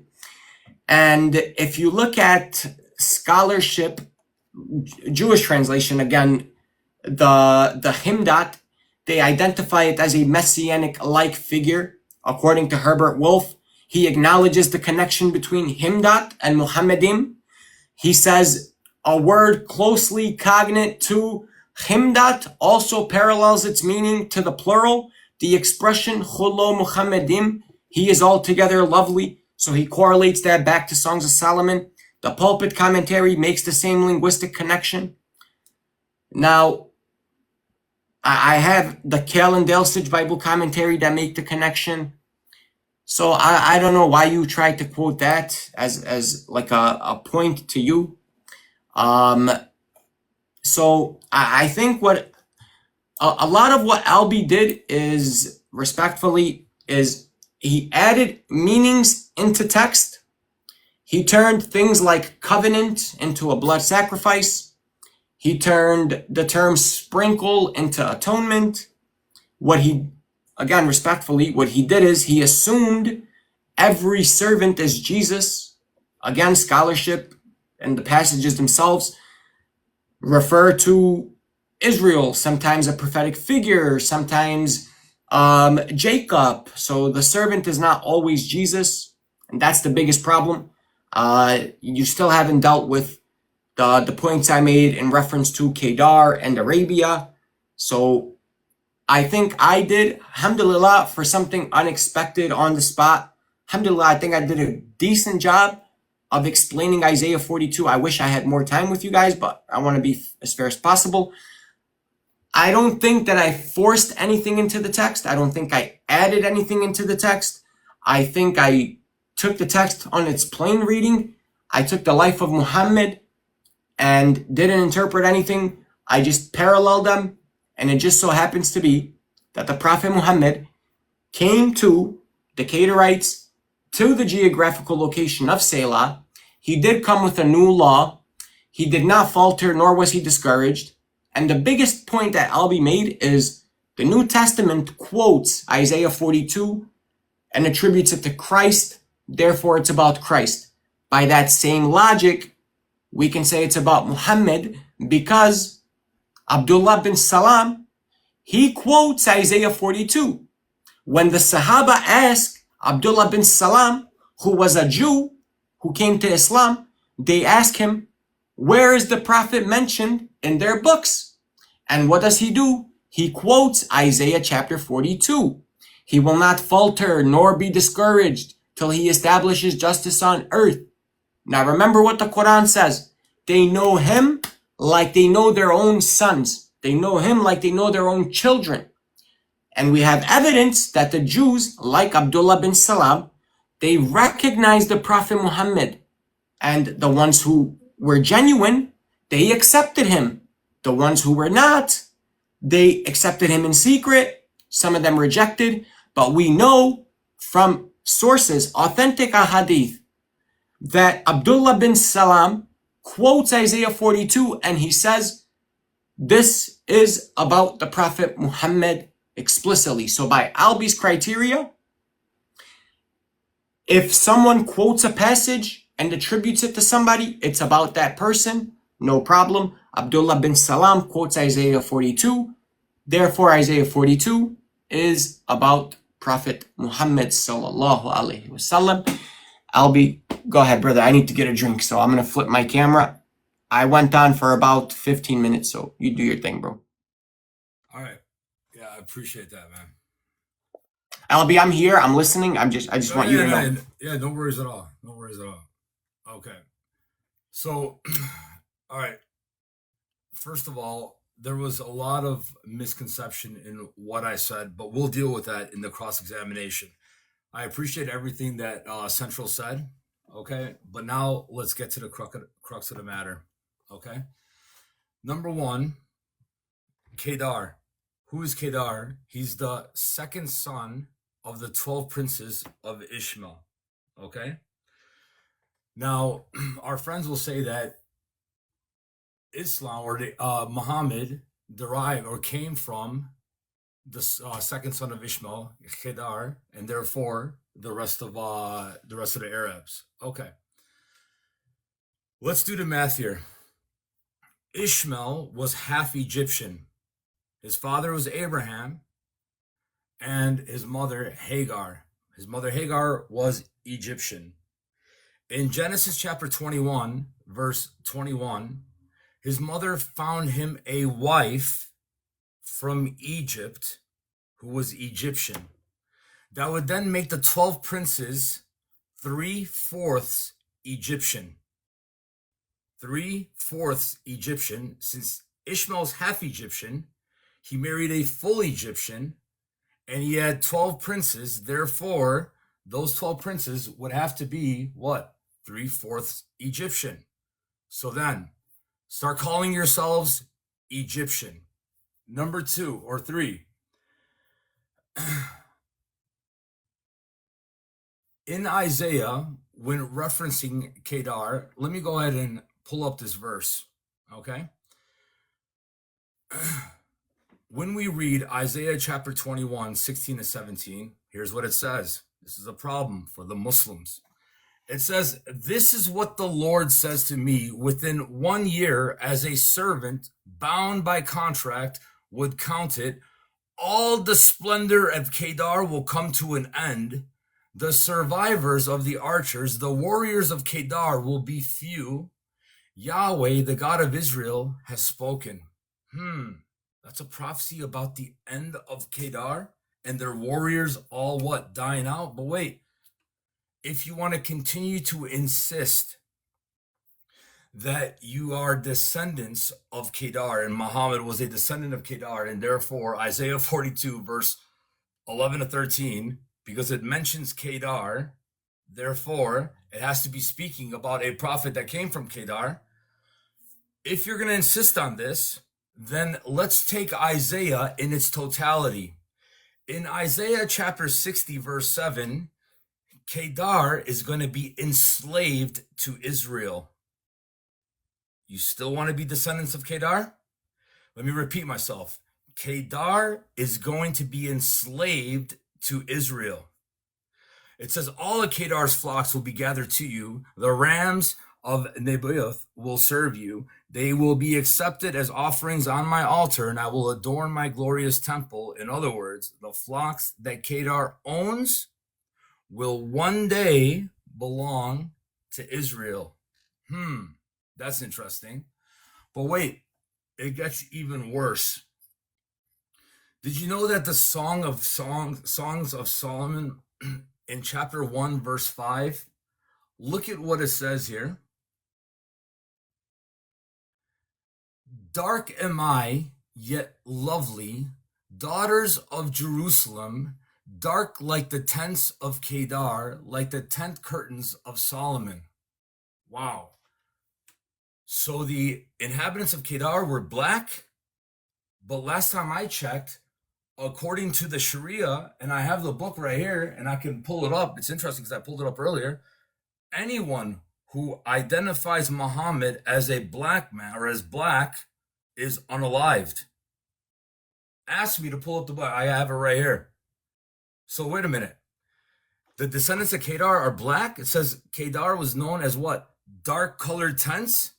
Max, Muhammad was very adamant about being white. All right, let's go to the next place. All right, regarding what we're talking about. Let's go to Isaiah chapter 20, verse 5, and it says this. "The faithful Israelite would view the territory." Oh, I'm sorry. Hold on one second. Okay, here. Psalm 120, verse 5. "Woe to me that I dwell in Meshech, that I live among the tents of Kedar." Wow. So in other words, those who are faithful in Israel, right, an Israelite, they view the territory of Kedar as a place of banishment from the Lord. Look at what Psalm 120 verse 5 says. "Woe to me that I dwell in Meshech, that I live among the tents of Kedar." My goodness. That is bad news bears right there, right? That's a horrible thing to imagine yourself, to be living in a place of Kedar that's considered banishment to an Israelite. All right. Moreover, let's do this. We're going to go back to, let's go to the Jews now. All right. He mentioned some points regarding the Jews. The genius is the Jews. He said, we have a problem because Isaiah chapter 11, although they say that it's about the Messiah, they reject Jesus because they believe that when the Messiah comes, he will establish peace on earth between man and man.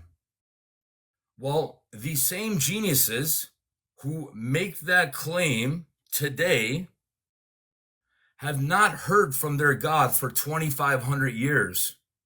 So I don't care about what the Jews today say. Let's talk about the Jews during the time of the Talmud and even before that. Let's talk about those Jews and let's see what they said about the Messiah. Right? So here, let me go here. Let me just pull it up right here. Okay, beautiful. Now here's what we're going to do. Let's read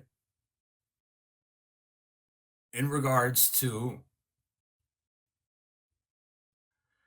here's Targum of Jonathan on Isaiah 52 verse 13. The Targum of Jonathan. Now, you can find this in a Jewish website, Safaria. Hit on the Tanakh, go to Isaiah, go to chapter 52, highlight 13, go to the Targum of Jonathan, and let's see how the Jews interpret it. Isaiah 52:13. Behold, my servant Messiah shall prosper. He shall be high and increase and be exceedingly strong. Interesting. So the Targum of Jonathan in this Jewish website identifies the servant as the Messiah in Isaiah 52:13. I wonder if they would do that for Isaiah 42 verse 1. You better believe it. In Isaiah 42 verse 1, guess how it's translated? Let me go there and I'll show you. Let me get out of Isaiah 52 and here, let's see what it says here. It's a done deal. Here, Isaiah 42. All right, verse 1 in the Targum of Jonathan in the Jewish website Safaria. And it says, behold my servant, the Messiah, whom I bring, my chosen, in whom one delights. As for my word, I will put my Holy Spirit upon him. He shall reveal my judgment unto the nations. Wow, interesting. I will put my Holy Spirit upon the Messiah, and he will reveal the judgment to the nations? But wait, my interlocutor said, well, when did Jesus ever establish a law? When did anything ever happen? As a matter of fact, he says, my kingdom is not of this world. Well, wait a minute. Hold on one second. Last time I checked, the true religion of peace would have a message of peace, and that message would spread by peace as it did the first 3 centuries. And it's interesting because the message did not spread by the sword, but it spread by what? By peace. And as the good old church father says, that the church is established by the blood of the martyrs. It grew by the blood of the martyrs. But Jesus never came and conquered. He never came and did this. But wait a minute, man. Wait a minute. If we take the totality of what the Hebrew scriptures teach, the Hebrew scriptures makes it very clear that there are principalities and rulers and authorities that rule over these other nations. For example, Daniel chapter 10, when we read verse 13 and when we read verse 18 and 19 and on, it speaks about the prince of Persia and the prince of Greece, and Gabriel is fighting with the prince of Persia and the prince of Greece. These rulers, these principalities, these angelic beings have rulership over a human king in that territory because, why? The nations for a season were given to Satan and his angelic host of demons because of the idolatry in Genesis 11 when they built a tower of defiance in the face of God. And so God came down and scattered their tongues into 70 different tongues, and they spread to their own territory and put angels over them who dealt with them corruptly, but went after his own nation and preaches the gospel to Abraham in Genesis chapter 12 verse 3 and says, in you all the descendants of the earth shall be blessed. Wait a minute, in Abraham? But wait a minute. My interlocutor will say, yeah, of course. Muhammad is a descendant of Abraham. But wait. It then goes on to Isaac. When Isaac was being sacrificed in Genesis 22, although he didn't follow through with it, in verse 16 to 18, it says, in your seed, all the nations of the earth shall be blessed. In whose seed? In Isaac. Same thing of Jacob. So the promise is what? That in the seed, Zara, and it's singular, that all the nations of the earth shall be blessed. And who is that seed? It's none other than the Messiah that will come from this nation. That's the whole point. But it gets even worse for the Muslims who want to try to say that Isaiah 42 is about Muhammad. Why? Well, because the reason why I brought up our most oldest scroll of Isaiah, which reads 98.8% accuracy with what we have today and dates back 150 to 300 BC, I brought that up to make sure that you guys, nobody would say that this is being corrupted, because Allah is not a father to anyone. But yet very clearly in Isaiah chapter 63, verse 14, what does Yahweh say? Well, here it is right here. Isaiah 63, verse 14. As a beast, verse 16, doubtless you are our father, though Abraham was ignorant of us and Israel does not acknowledge us. You, O Yahweh, are our father, our redeemer from everlasting is your name. Interesting. But then it gets even worse. Okay, it gets even worse. Let me do this. Let me see what else is said here. Here. Angel spirit, okay, covenant, okay. So now, when Jesus came, when the Messiah comes, it makes it very clear that he comes to establish peace on earth. Peace between God and man. That's more important than peace between man and man. How do we have peace with God? Well, here, let me give you the gospel.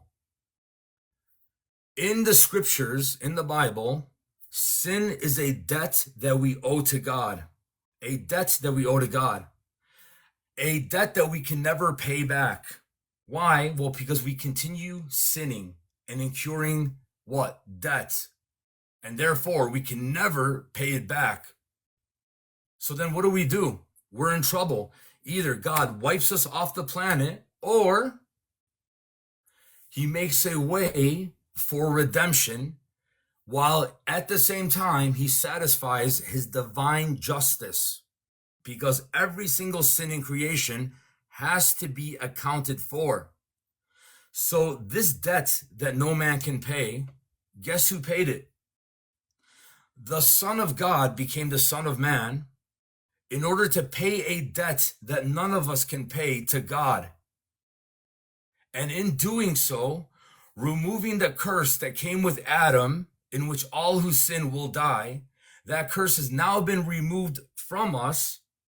Christ taking that punishment on himself and giving us what?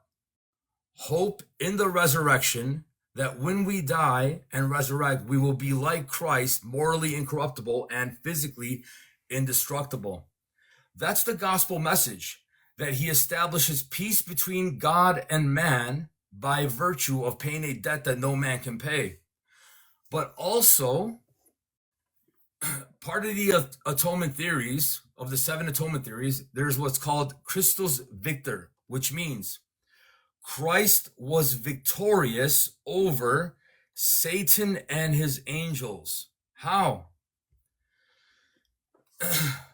Because as long as sin dwells in us, Satan and these demons have authority over us, because the Old Testament is very clear and it teaches that he is our accuser, and he accuses us day and night before the throne of God, making accusations about humanity that sins.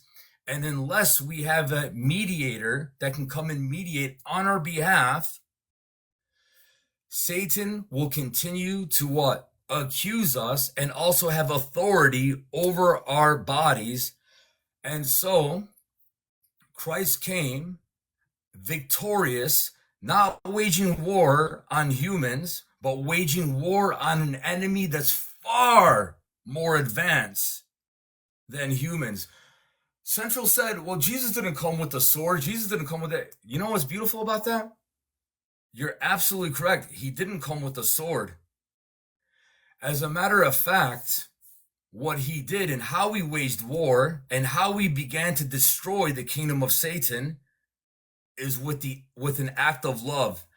The greatest act of love in history was the crucifixion, and that was a result of the greatest act of hatred in history, which was the crucifixion of the sinless Son of God. So when Satan had him crucified by the hands of the Jews, that crucifixion, if Satan would have known, he would have never crucified the Lord of glory, because now that releases us from his dominion into the dominion of the Son. And so when he returns a second time, he will be doing what? Establishing peace on earth, right? How? Between man and man, and we will be reigning with them for an extended period of time. All right. Now, with that being said, let's do this. Let's go to, let me see, Kedar, Mom. All right. Are we going to do cross-examination real quick, though, Central? Just some questions and this and that, just so we're on the same page? Yeah, we could do something a little back and forth. Sure. Yeah, and it won't be like, like no, you know what I mean? It'll be very kindred. It'll be fun. All right, cool. All right, so We we've can go like established. question, like I'll ask you a question, you respond, and then we can go like something like that. Make it easy. Yeah, however, absolutely, man. You Yeah, know, you're good. Don't okay, worry. yeah. So just so we can understand the positions a little bit better. Okay, good. So now, with that being said, let's get back to here, Isaiah 42. Now he says that the peace of Christ, it never extended into Kedar and all these places. But wait a minute, hold on one second. Last time I checked, okay, when we're talking about Kedar, it actually did. One of the languages that was spoken of in the book of Acts at Pentecost, in Acts chapter 2, verse 11, is Arabic. When Paul met Jesus on the road to Damascus and he encountered him, after his baptism, he disappeared for 3 years in Arabia. As a matter of fact, Jesus says in Matthew 24, verse 14, okay, Matthew 24, verse 14, that this gospel will be preached into all the world and then the end will come. What end will come? The end of the temple age, ushering in the messianic age. Because with the destruction of the temple, it's the destruction of that covenant, ushering in the what? The establishment of the new covenant in which Christ procured by his precious blood. Now, with that being said, the gospel of this, Matthew 24:14, this gospel will be proclaimed to all the earth and then the end will come. Was it proclaimed to all the earth? You better believe it. Romans 1:8, Romans chapter 10, verse 18, Colossians chapter 1, 4-6, and Colossians 1, verse 23 says the whole world has heard the gospel, using hyperbolic language, by the time it hit 60 AD. The whole world already heard the message. As a matter of fact, on the day of Pentecost, in Acts chapter 2, verse 5, it says that there were Jews from every nation under heaven. Every nation under heaven. They're at Pentecost to celebrate the feast, and 3,000 of them were saved that day. While they went back into their nations, they didn't just sit back and do nothing. They proclaimed and preached the gospel of peace. Okay? So, with that being said, let me see where else can I really go with this. Okay, yeah, he said something else, and I love how he smiled with confidence on this. He spoke about Shiloh. All right, and Central, quickly, what did you say about Shiloh again? I just said that I could argue it's about the Prophet Muhammad, but I'll just take the Christian interpretation of scholarship that the term is of unfamiliar origin and nobody really knows what it means. So I didn't argue it's about Muhammad. Okay, I got you. I got you. All right, I appreciate that. Thank you, man. Yeah. So with that being said, let's do this. Let's find out what. And by the way, the Targum of Onkelos by the Jews is considered inspired. Obviously, we don't believe it's inspired, but they consider it as inspired. Okay, why is that important to know? Well, let's go to Genesis 49, verse 10 in Sepharia on the Targum of Onkelos, and let's see what it says here. Here, Genesis 49, verse 10 in the Targum of Onkelos, and it says, all right, the following. Genesis 49:10, Targum Okay, of Onkelos. Albie, real quick, guys. Sorry, Albie. Muslims, stop. I'm not gonna say it again. Stop. Please stop. It's the Muslims, it's not the Christians. Stop. I don't care if you have mod. I promise you I will take your mod away. Stop. This dude is literally bro. I just want to say, I didn't make this a point, but I have over 40 messages saying that all these Christians are being muted, and I don't mind. I don't want to make it a point. I don't care whether, because it's not about like this and that. That's fine, and I'm not gonna. And listen to all the Christians that message me, guys. I can't get to all your messages. However, it is what it is. Don't worry about it, guys. But just enjoy what we're doing here, and just let's just maintain our demeanor. You know what I mean? We're still here. It's all good. No, Albie, I'm sorry. I'm sorry I interrupted you, but I'm getting messages myself, and it's from Muslims. I'm getting messages from Muslims because, dude, you're not saying like we're having a really good discussion. Like, and I need the Muslims to like, dude, just relax. Like, guys, we're having a nice discussion, an educational discussion. There's no need to insult, no need to blaspheme, no need to be rude. Just chill. And I promise you, this is the last time I'm going to say it. Even if you are mod and I get another complaint, your mod will be removed. Albie, go ahead, brother. All right, yeah. Thank you. It's all good, man. So the Targum of Onkelos, which by the Jews is considered inspired, let's see how they understood Shiloh, which is, like I said, an idiom for the Messiah. It says, the transmission of dominion shall not cease from the house of Judah, nor the scribe from his children's children forever until Messiah comes. Wow. So here's the Jews interpreting Genesis 49 verse 10 as the Messiah. So the transmission of dominion shall not cease from the house of Judah, nor the scribe from the children's children forever until Messiah comes. Then he also mentioned Haggai chapter 2, 6-3. But I think I want to save that for our, I think it's time for us to just go ahead and talk in the spirit of love back and forth regarding the scriptures. And let me just, okay, we'll talk about Haggai chapter 2 and we'll break down 6-9 because I think he's going to say it's about the Prophet Muhammad. And obviously, we're going to prove that it's about Jesus. It has to be about Jesus. Okay. And we'll make those demonstrations. So I guess, with that being said, I pretty much land my plane here. So Central, if you want to start by asking questions, man, feel free.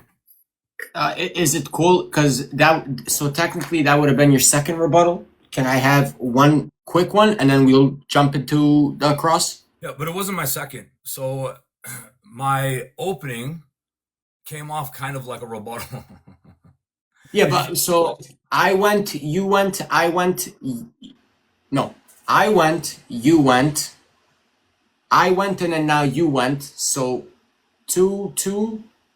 How do you want to do it? Like, yeah, so we both did it, but why don't we do this? You want to take 5 minutes and rebut something? Or do you want to just cross-examine me and don't put a time limit on it? Let's have fun with it. You can ask me whatever questions you want and let's break it down. Give me 7 minutes. to rebut like the stuff that you said, and then 7 we'll for the jump number of perfection. Yalla. 7. Yeah, it's my favorite. It's my favorite number, and I won't address everything you said. I'll address like some of the stuff that I found decent arguments. Yeah, and hopefully you can bring up those points during the cross exam. Like, press me on it. You know what I mean? So I can respond. All right. All right. Man. Do your thing. Hey, look, if I close my camera up for a second, I'm still here. I'm listening, obviously. All right. Brother, you're good. Listen, I've been roaming around doing things in my room, but I'm listening to everything you're saying. So you're good, man. Don't even trip about it. I'm just trying to find some of my notes here real quick. Give me 2 seconds, because you brought up the Targums. On Safaria, Targum of Onkelos regarding Genesis 49 verse 10, which means all the peoples will be obedient to the Messiah. I got you. All right. Let me do this. All right. That's done. All right. So, yeah, just about 7 minutes. And that should be good, inshallah. Okay. So it's 4:18, 19, 20, 1, 2, 3, 4, 5. So about 4:25, I should be done. Okay, beautiful. All right. So, an argument that Albee made is he made a rebuttal to Ishmael being Egyptian. He said that the argument that he brought up completely misunderstands how lineage works in the Bible. For example, lineage in the Bible is not based on maternal percentage. What you're doing modern DNA math on an ancient text. That's your first mistake. In the Bible, identity is based on the lineage through the father, not percentages like you tried to say. So, for example, the Israelites lived in Egypt for generations, but they were never called Egyptians. They remained Bani Israel, right? Christian scholar John Walton, he says in his Ancient Near Eastern Thought, quote, ancient Near Eastern identity was determined by patrilineal descent, not biological percentage. So by your logic, the Israelites should be also called Egyptians because they lived there for centuries. But you wouldn't call the Israelites Egyptians, would you, Albee? Then you have the Bible literally calling the Ishmaelites, not Egyptians. Genesis 25:16. These are the sons of Ishmael. They are called the sons of Ishmael, not the sons of Egypt. Gordon Wenham, in his World Biblical Commentary, states, the Ishmaelites are presented as a distinct tribal confederation, and the Bible never calls them Egyptians. It literally always refers to them as Ishmaelites. So ethnicity doesn't equal genetics in the Bible. What you're doing is you're assuming ethnicity is about DNA percentages, which is a modern concept. But in the ancient world, identity equals your tribe and your lineage and your covenant. It's not about a blood percentage math. And according to Kenneth Kitchen, he says, ancient peoples identified themselves by ancestry and tribal affiliation, not biological composition. So what you're doing, again, is you're importing modern genetics into an ancient tribal system, which doesn't work. And that argument would actually backfire on you. If we follow your logic, like I said, then the Israelites would also be Egyptian. So are you ready to call prophets Egyptian as well? No, you're not. Guys, the real point here is the geography and the identity. The Ishmaelite descendants that settled in Arabia. Genesis 21:21. He lived in the wilderness of Paran. Paran is Arabia. John Day, who is a scholar, he says Paran is associated with the Arabian wilderness. So the Bible locates Ishmael's descendants in Arabia, not Egypt. So what you did is 3 mistakes. You applied modern DNA logic to an ancient text. You ignored that identity in the Bible is based on the father. And you ignored that the Bible itself calls the Ishmaelites living in Arabia not Egyptians. So no, this isn't biblical. This isn't a biblical argument. It's just poor math on your end, in my opinion. And then you made a very, very bold claim. You made a very bold claim, and I have you quoted here as saying, Isaiah 60 verse 7, Kedar is going to be enslaved to Israel. And then you said, you still want to be descendants to Kedar? Let me repeat myself. I'm voice recording everything you're saying so I can go back to it. This is you word for word. You still want to be descendants of Kedar. Let me repeat myself. Kedar is going to be enslaved to Israel. Albee, I challenge you to show where it says Kedar will be enslaved to Israel. It doesn't say that. It doesn't say that. There's no verse that says Kedar will be enslaved to Israel. That's a challenge I'm making. Isaiah 60 verse 7 says, all the flocks of Kedar shall be gathered to you, not enslaved to you. And again, John Goldengay says, the nations, including Kedar, come bringing tribute in worship, not as slaves. So the verse is about Kedar honoring God, not being enslaved. That was your insertion into the text. And again, Isaiah 60 consistently shows that the nations come willingly. The nations are willingly coming and giving honor to God. They're not enslaved. So Isaiah, for example, Isaiah chapter 60 verse 3, nations shall come to your light. That's voluntary, not forced. So if you take that literally, it backfires on you. If you're saying that Gentiles will literally become slaves to Israel, because Isaiah 60 includes multiple nations, not just Kedar, do you believe that all nations will be enslaved to Israel? You can't say yes without sounding extreme, and you can't say no without contradicting yourself and the biblical text.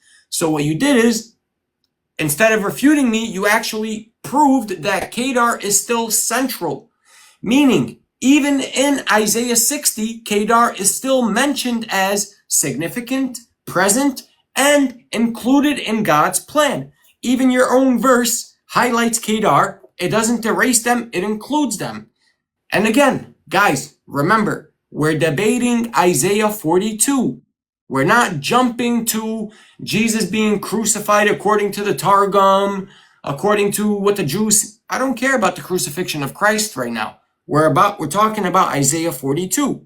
So again, in Isaiah 42, Kedar is celebrating the servant's mission. So explain, why is Arabia central if this is Jesus? The big contradiction there is Isaiah 42, Kedar rejoices with the servant. Isaiah 60, Kedar brings offerings to God. Neither passage says anything about Muhammad being invalid or irrelevant. What you're trying to do is you're trying to turn inclusion into humiliation, but the text shows participation. So what you did is you misread Isaiah 60. It doesn't say slavery. It just says nations will bring offerings and worship. I quoted the scholars, and the irony is you still haven't explained why Kedar is central in Isaiah 42. You're not refuting the argument. You're just changing the subject. And then you said, you made several claims.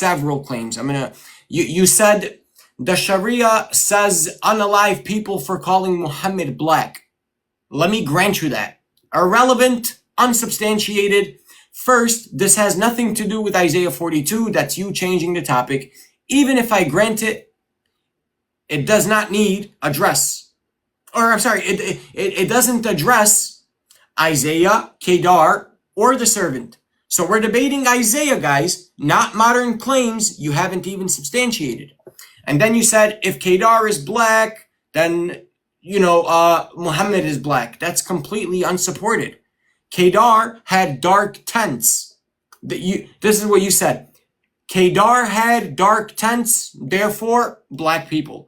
Albee, that's a non sequitur. Dark tents don't equal someone's skin color. And in fact, John Day, a Christian scholar, he says, Kedar refers to Arabian nomadic tribes known for black goat hair tents.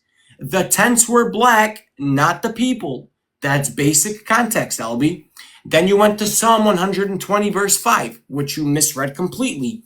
You said that Kedar is a cursed and is a cursed place which is in banishment. Well, the problem there is Psalm 20 verse 5 says, "Woe to me that I dwell in Meshech, among the tents of Kedar."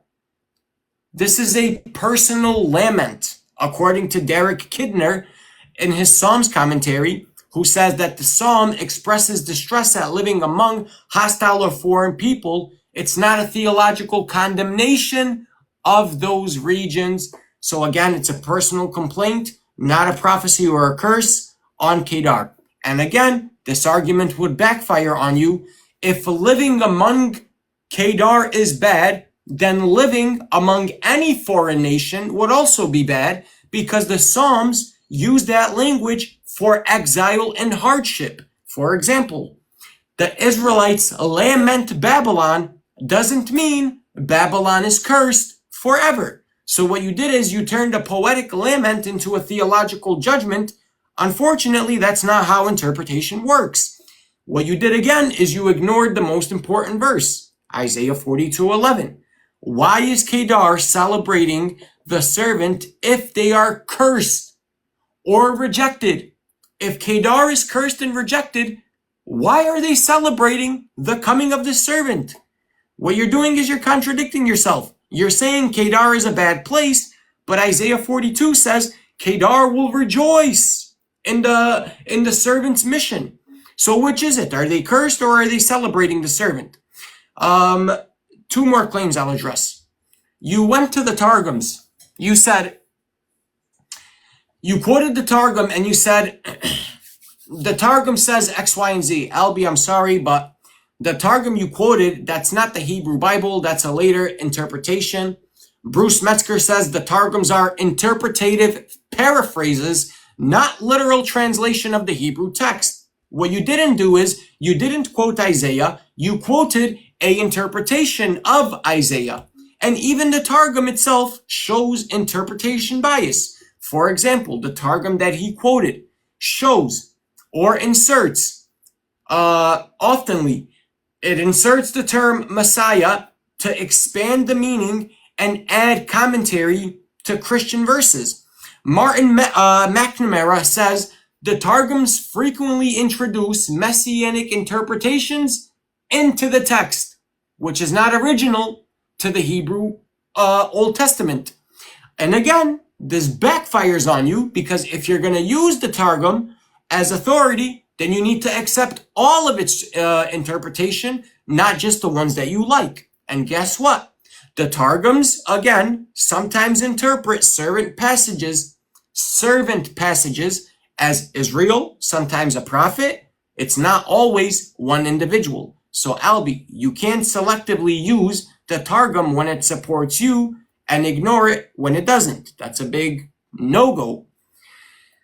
And even if I were to grant, even if I were to grant this, Messiah just means anointed one. It could be a king, a prophet, or a leader. And since he quoted the Jews, I'll quote them as well. Geza Vermey says, the term Messiah in Judaism has multiple possible reference, not a single fixed identity. So Albee, even if it says Messiah, that does not prove it is Jesus. The real problem still remains. Even if I grant you it's the Messiah, you haven't proven that it's Jesus. So again, let's assume it's the Messiah. Now prove to me that it's Jesus without using your own interpretation. Two more things I'll address. You brought up Daniel 10, kind of irrelevant. I won't touch on that. Let me find a thing that this is a good argument you made. You said specifically, you said the seed is singular and all the nations on earth shall be blessed. And who is the seed? None other than the Messiah, etc. What you did is you took three separate arguments, and by the way, none of them which prove Jesus is the servant of Isaiah 42. You said the seed is singular, therefore it must be Jesus. That's false assumption. The problem there, Albee, is in the Hebrew Bible, the word seed or zera is often collective, not singular, according to Gordon Wenham. And I'll give you an example. Genesis chapter 13, verse 16 says, I will make your seed, your zera, like the dust of the earth. That's not one person, Albee. That's many people. So what you did again is you forced seed to mean one person. But again, your own scholarship says it often means a group. Genesis 12:3 does not identify Jesus. You said all nations will be blessed. That means it's Jesus. The problem is the verse does not name Jesus or any specific individual. Then you went to the Dead Sea Scroll argument. Again, irrelevant. They're 98.8% accurate. Cool. Again, what that does is proves preservation, not interpretation. We agree that some of your text is preserved, but again, the debate is what it means, not whether it exists. Then you said God is Father, Allah is not a father. Completely misunderstood that. You quoted Isaiah 63:13. You are our Father. Problem is, Father in the Old Testament means protector, creator, not literal or Trinitarian sonship, according to John Goldingay, John Baud. So calling God Father doesn't mean literal sonship. That's just metaphorical language in the Old Testament. Again, this has nothing to do with Isaiah 42. You're just jumping to different topics instead of proving your claim. Last thing I'll address is... Last thing, yeah. Let me see. Yeah. Two things. One, which I really want to address. So 2 things, inshallah. I'm almost done, Albee, I promise. You said, so what you did is you switched from the text of Isaiah to a theological explanation, and that's the problem, Albee, because Isaiah 42 has nothing to do regarding a crucifixion. You brought in the crucifixion, but again, Isaiah 42 never mentions a crucifixion. What you're doing is you're importing New Testament theology into an Old Testament text. Again, Isaiah 42 is very specific on what the servant will come with, what he will do, where he will come from, etc., etc. Then you said that Jesus is going to do things in terms of Isaiah 42. He's going to do that in his second coming. The problem is Isaiah 42 never says that there are 2 comings, or that there's going to be a delay, or that there's going to be a future return. I would like for you to show me in Isaiah 42 where it says that the servant comes twice. He doesn't. Bart Ehrman says the second coming expectation developed to explain why the kingdom was not established. So Albee, what you did is, again, you added a second coming because the prophecy wasn't fulfilled. That's an internal contradiction in your argument. Then you said he didn't come with a sword. The problem is Isaiah 42 says he will establish justice on earth, requiring authority, governance, enforcement. Last thing I'll touch. And this was quite interesting. You said, so what you did is you stacked multiple claims, but none of them actually prove Isaiah 42 is about Jesus. You said the mention of Arabia doesn't equal the fulfillment of Isaiah 42. You said Arabic speakers at Pentecost and Paul went to Arabia. The problem is that's not what Isaiah 42 says. Isaiah 42, Kedar, i.e. Arabia, is central. They are rejoicing in the servant. They are receiving law. So you mentioning Arabia once or twice is not the same as fulfilling a prophecy that's centered on Arabia. And then you said Paul went to Arabia. That proves Jesus himself did not go there. So what you did is you just admitted Isaiah 42 is not about Jesus. The best you could say, it was Paul, and that doesn't fulfill the prophecy. That would grant me the argument. And then the Pentecost argument that you did, you said that all the nations were there. The problem again, Albee, is Acts chapter 2, lists regions around the Mediterranean and the Near East. It's not literally the whole world. And Craig Keener agrees with that. And then you said by 60 AD, the gospel reached the whole world. The problem is that's hyperbole, and that hurts your argument if it's hyperbolic, which you admitted, because if it's hyperbolic, then it's not literal fulfillment. So again, what you did is you admitted it's hyperbole, so it can't be literal fulfillment of a global prophecy. But Isaiah 42 requires a real global establishment. Isaiah 42 says he will not fail until he establishes justice in the earth. The problem is preaching the gospel doesn't equal establishing justice. And I'll summarize it very simply by saying that you're avoiding the core issue. You listed verses, but none of them explain Isaiah 42. You gave examples of preaching, travel, hyperbole. Again, nothing to do with Isaiah 42 and what it actually says. It doesn't say that the message spreads. It says that the servant establishes justice and brings the law to the nations. And Isaiah 42 specifically centers Kedar, Arabia, something Jesus never did. So you're not fulfilling the prophecy. You're stretching unrelated verses to try to make it fit, which just doesn't work, Albee. I'm sorry. And you relied on later interpretations like the Targum, not the original text. You assumed the term Messiah automatically means Jesus. Your own scholars say that that's not the case, and you built your argument on verses that are debated or unclear. But when we go back to the actual text, Isaiah 42, Jesus doesn't match it. Again, he didn't establish global justice. He didn't bring a law to the nations, and he never went to Kedar. So this isn't about what has to be. It's about what the text actually says, and your interpretation, unfortunately, doesn't match Isaiah 42. I'm done, Albee.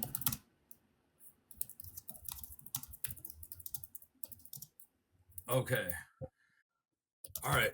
So that was your second rebuttal. I'm just going to take about maybe 3 minutes and make my final rebuttal, and then you can cross-examine me and vice versa. Is that cool? Yeah, that's cool, brother. All right, man. Appreciate it.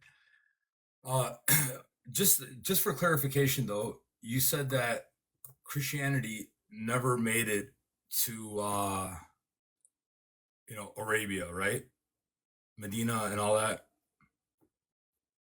No, I said I'm misrepresenting you, so I apologize. Go ahead. Yeah, I said Jesus never had any ties to Arabia, like the Hijaz region specifically, like Mecca and Medina. That's what I said. Okay, when you say Jesus, do you mean like he never went there, or do you mean his message never never went that far? He never went there. Okay. Well, I mean, I would agree with that, but you would agree though that his disciples went out there, right? And they proclaimed the message of Jesus. Yeah, I can grant you that. Yes. So they went to Arabia and they proclaimed the gospel message. Now, obviously, you reject the gospel message, right, as it is, but we're doing an internal critique from within the Bible, but you can obviously use outside sources. But I just want to be clear on one thing. So what I'm going to do real quick is I'm going to read from the Life of Muhammad on page 653, and I have the book in my library. And here's what it says. I'm sorry, what's the reference again, Albee? Yeah, no problem. It's Alfred Gulaim, The Life of Muhammad. Okay. By Alfred Gulaim? Yeah. Page 653. Okay, you with me? All right. Here's what he says. hold on a second. Okay. So it says, those whom Jesus, son of Mary, sent, both disciples and those who came after them in the land, were Peter the disciple and Paul with him. Paul belonged to the followers and was not a disciple, to Rome. Andrew and Matthew to the land of the cannibals. Thomas to the land of Babel, which is in the land of the east. Philip to Carthage in Africa. John to Ephesus, the city of the young men of the cave. James to Jerusalem, which is Eliah, the city of the sanctuary. Bartholomew to Arabia, which is the land of Hijaz. Simon to the land of Berbers. Judah, who was not one of the disciples, was put in place of Judas. Okay. Moreover, what I'll do real quick is, let me see what you read. Regarding the sword. All right, let's just do this, man. Why don't we just do this? Let's just hop into the cross-examination, because I think that'll be the best, and it'll be, I think, most fruitful. What do you say? Just for the sake Brother, of if time. you Yeah, because I mean, I if still you got time, but this is the fun part, man. When we put our feet to the fire, you know what I mean. So, Central, my friend, if you want to begin, go ahead and ask me any question, and then I'll Google the answer and give it to you. you're funny, bro. So we don't have a moderator, Albie. So do you wanna? No, you might. I You moderate, bro, because nah. you have to. Yeah, because naturally, because I'm a guest on your stage, you're naturally going to be a little more lenient towards me. Not that I'm asking for that, but don't worry, man. We're two grown men. Go ahead. If it gets out of hand, one of your mods will mute me, and that's my sign. All right, we're good. Let me see if there's like any. Oh, Danny is here. If he would like to come up and moderate, But no, don't he's even pretty worry about fair. it, man. Let's just do it like this, man. We're all good. Yeah, we can do How, it. how long do you want to do it? I mean, however, just be comfortable, man. You know, go ahead and ask any questions you want, and let's just go with that, man. We've already invested this much time, and I think it's important that we, you know, this is the crux of the whole matter. You know what I mean? Because you and I'm sure Okay, we can go for days and days rebutting one another, but at the end of the day, let's see what happens here. Is that cool? that's cool. All All right, right. good. Uh, Thank you for your time, man. I appreciate you, and thanks for having me. of course, bro. This was very unexpected, but I like it. I enjoy it. And guys, Christians, support Albie. Like this dude's, bro. I'm Albie. The Muslims are gonna be like, yo, why are you glazing? I'm not glazing. I'm just being honest. This dude, amazing Bible teacher. Look, Albie, I'll be honest. You have a gift of speaking, not a gift on debating, a gift on speaking, and you're a very good teacher. I'll give you that. So Christians, you should support him. And if any Muslims want to support me, that's up to you. I'm just a white boy from New York that's trying to talk about Muhammad in the Bible. So Let I'll me be ask you. hats off to you. Hey, thank you for that. Let me ask you a question. Serious question. Who's a Yeah. better teacher of the Bible, you or me?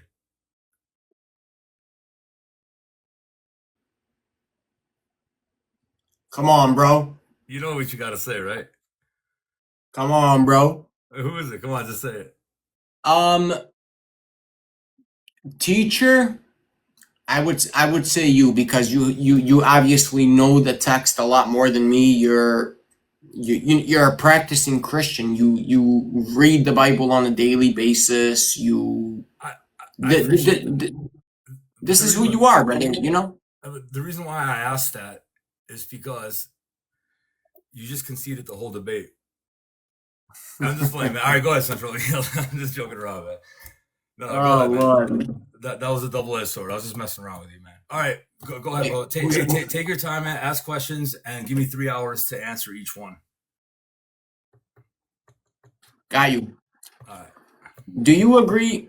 Isaiah 42 says that the servant will establish justice in the earth. Yes or no? Absolutely. Okay. Did Jesus establish justice across the entire earth during his lifetime? Yes or no? During his lifetime? Mm-hmm. Yeah.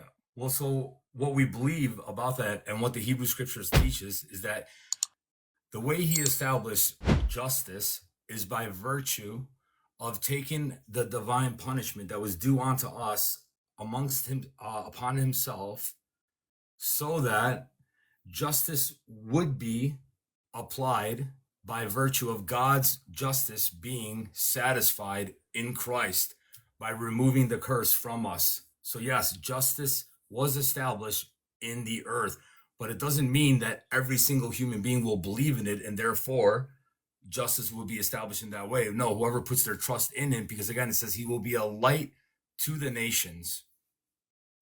Okay. I'm trying So to make would my that be answers as concise as possible. so would that be a yes or no? Did he bring this Yeah, well, justice to because you said during his lifetime, but yeah. remember, remember the whole point of this justice being established is upon his death, burial, resurrection, ascension to the Father, and making the atonement by sprinkling the nations, and therefore pouring out the Spirit upon his bride, and what justice was satisfied by virtue of us being baptized in Christ. Okay. Let me see. Let me just look up the passage. Okay.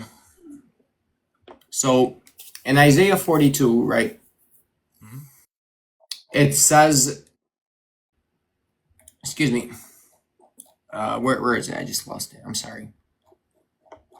Oh Lord, let me find it. Verse 4. No. I just lost like my Isaiah 42 book. I lost the PDF. Okay. Here it is. Sorry, take your time, get it, man. Okay. So you said yes essentially. So is there global justice right now? Well, if you're defining justice as between man and man, then no, because that wasn't the mission of Christ to come and judge the flesh. However, justice is established by virtue of what he worked and his atoning work on the cross in procuring our salvation and satisfying the justice of God, God's divine justice. Okay. Does Isaiah 42 mention a second coming? Does Isaiah 42 mention a second coming? No, it does not. Okay, so you added into the text Well, I, something that's not there. well, no, I never said Isaiah 42 speaks about the second coming.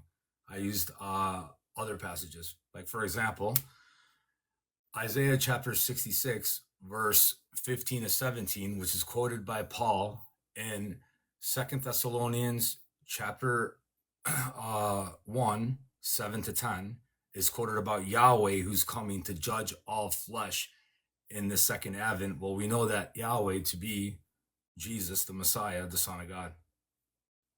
Okay. Uh, did Jesus go to Kedar? Jesus didn't go to Kedar, but his body went to Kedar. What do we mean by body? Well, Jesus says in John chapter 14, 12 to 14, that the disciples will do greater works. Well, none of us would say that greater means quality. It would have to mean quantity, because Jesus's ministry was only for 3.5 years, while the ministry of the body of Christ has been going on for 2,000 years. And so his disciples did make it to Kedar to preach the message of Jesus, us being the body of Christ, the disciples being the body of Christ. And so salvation reached that part of the earth, as even your own scholars would say. Bartholomew made it out there. Okay. So It's safe to say that the disciples went to Arabia, but that doesn't answer the question. So I'll ask it again. I didn't ask about the disciples themselves. I asked about Jesus, right? So did Jesus personally go to Arabia? No. Jesus was only sent to the household of Israel, Matthew 15:24. But upon the rejection of Jesus, his disciples would then go into all the nations and proclaim the message of peace between God and man, the Injil, the gospel. Okay. So no, So the disciples went. Jesus never went outside of the skirts of Israel, because he was only sent to the household of Israel. But when they rejected him, crucified him, then he commissioned his final commissioning orders to his disciples to go into all the world and preach the gospel and baptize.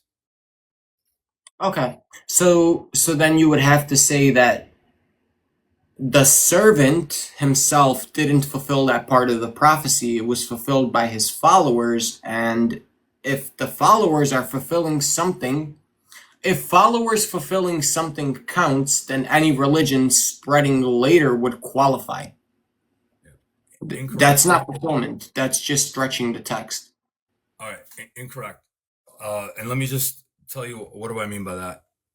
When you read Isaiah chapter 42, verse 6, it says, I, Yahweh, have called you in righteousness and will hold your hand, and I will keep you and give you as a covenant to the people, as a light to the Gentiles. This is repeated in Isaiah 49, verse 6. Now, Luke, who wrote the Gospel of Luke, also wrote the book of Acts. In the Gospel of Luke, in Luke chapter 2, verse 32, here's what he says about Jesus. Luke 2:32, and he says, let me read 31 and 32. It says, which you have prepared before the face of all the peoples, a light. Matter of fact, 29 to 32 says, Lord, now you are letting your servant depart in peace, according to your word. For my eyes have seen your salvation, which you have prepared before the face of all peoples, a light to bring revelation to the Gentiles and the glory of your people, Israel. Now watch this. In Acts chapter 13, what is being quoted? In Acts 13, verse 47 and 48, now land my plane. Acts 13, 47 and 48 says, for so the Lord commanded, matter of fact, 46 and 47, it says, then Paul and Barnabas grew bold and said, it was necessary that the word of God should be spoken to you first, meaning the Jews. But since you rejected and judge yourselves unworthy of everlasting life, behold, we turn to the Gentiles, for so the Lord has commanded us, I have set you as a light to the Gentiles, that you should be for salvation to the ends of the earth. Because Luke, in the Gospel of Luke, is recording the acts of Jesus Christ, while the book of Acts that Luke wrote is recording the acts of the body of Christ. Jesus says in John chapter 14, 12 to 14, that I ascend to the Father, and you will do greater works. But here, let me just read it and I'll land again. Sorry, John chapter 14, 12 to 14, and I'll land. It says, most assuredly I say to you, he who believes in me, the works that I do, he will do also, and greater works than these he will do. Why? Well, because I go to my Father, and whatever you ask in my name, that I will do, that the Father may be glorified in the Son. If you, and he's talking to the 11 disciples the night before his crucifixion, Judas already left to betray him, and whatever you ask in my name, that I will do, that the Father may be glorified in the Son. If you ask anything in my name, I will do it.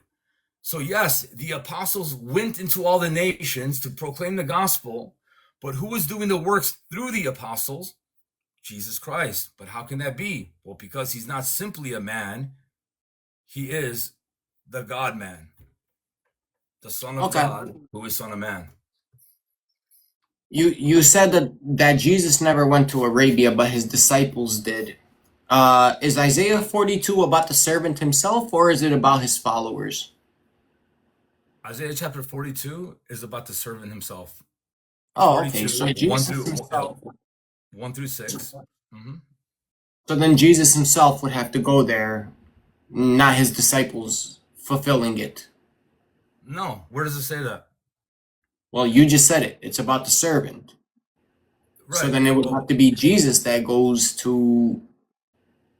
um to Arabia. It can't be fulfilled through his disciples. no, absolutely not. Jesus is the king, and he can send his servants to the ends of the world to proclaim his message of peace, and therefore it's still his message. We are called ambassadors of Christ, representatives of Christ. It would be like, for example, the president sending the Secretary of State to Russia as the representative of the president, and the Secretary of State will be speaking on behalf of the president, right? And it'll be the president's message that's being conveyed to Russia. It's still the president's message, but it's being conveyed through an ambassador. Okay. Like, So for the example, Jesus. you're proclaiming the words of Muhammad or Allah, right? Mhm. Okay. So what are you doing? You're doing the works that were set before you as ambassadors of Allah and Muhammad to proclaim his word. Yeah, but your analogy just now, the ambassador analogy, right? That actually would prove my point because Isaiah 42 is about the servant himself and not his ambassadors, right? So does Isaiah 42 say that the servant fulfills this or his representatives will fulfill it? Yeah. So where does it say about the fulfillment? Can you give me the verse? Are you talking about 1 through 6 or are you talking about later? Just out of curiosity. Yeah, 1 through 17. Okay.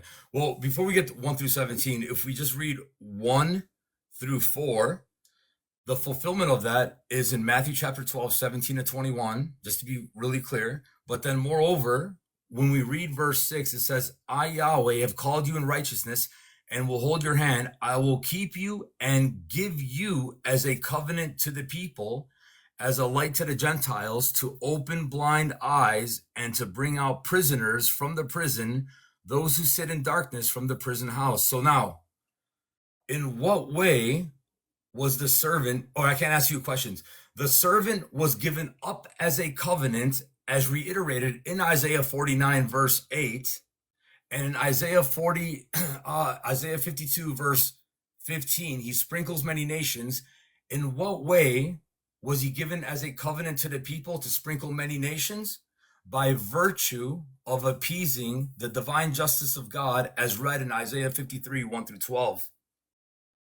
Okay, so yes or no, if a prophecy says he will do something, can someone other than the he fulfill that portion of the prophecy for him? Yes or no? Can a person other than a he fulfill the prophecy? Yeah, so for example, when it says he will not falter nor be discouraged until he establishes justice on earth, right? When it says he will do something, can someone other than he fulfill it for him? Yes or No, no? because the justice on earth that he fulfills is what? Is by virtue of being given up as a covenant for the people and removing the curse that's upon man, sprinkling the nations by the blood of Christ, and therefore releasing them from the captivity of Satan, in which he deals with them unjustly. And now they belong to Christ, in whom he will deal with them justly. Okay, so if it says he will do something, nobody can come and fulfill that on his behalf. Okay, so yeah, show me where. He will be given up as a covenant, right? Yeah, That's I'm Christ being given specifically up as a covenant. He establishes right, that covenant.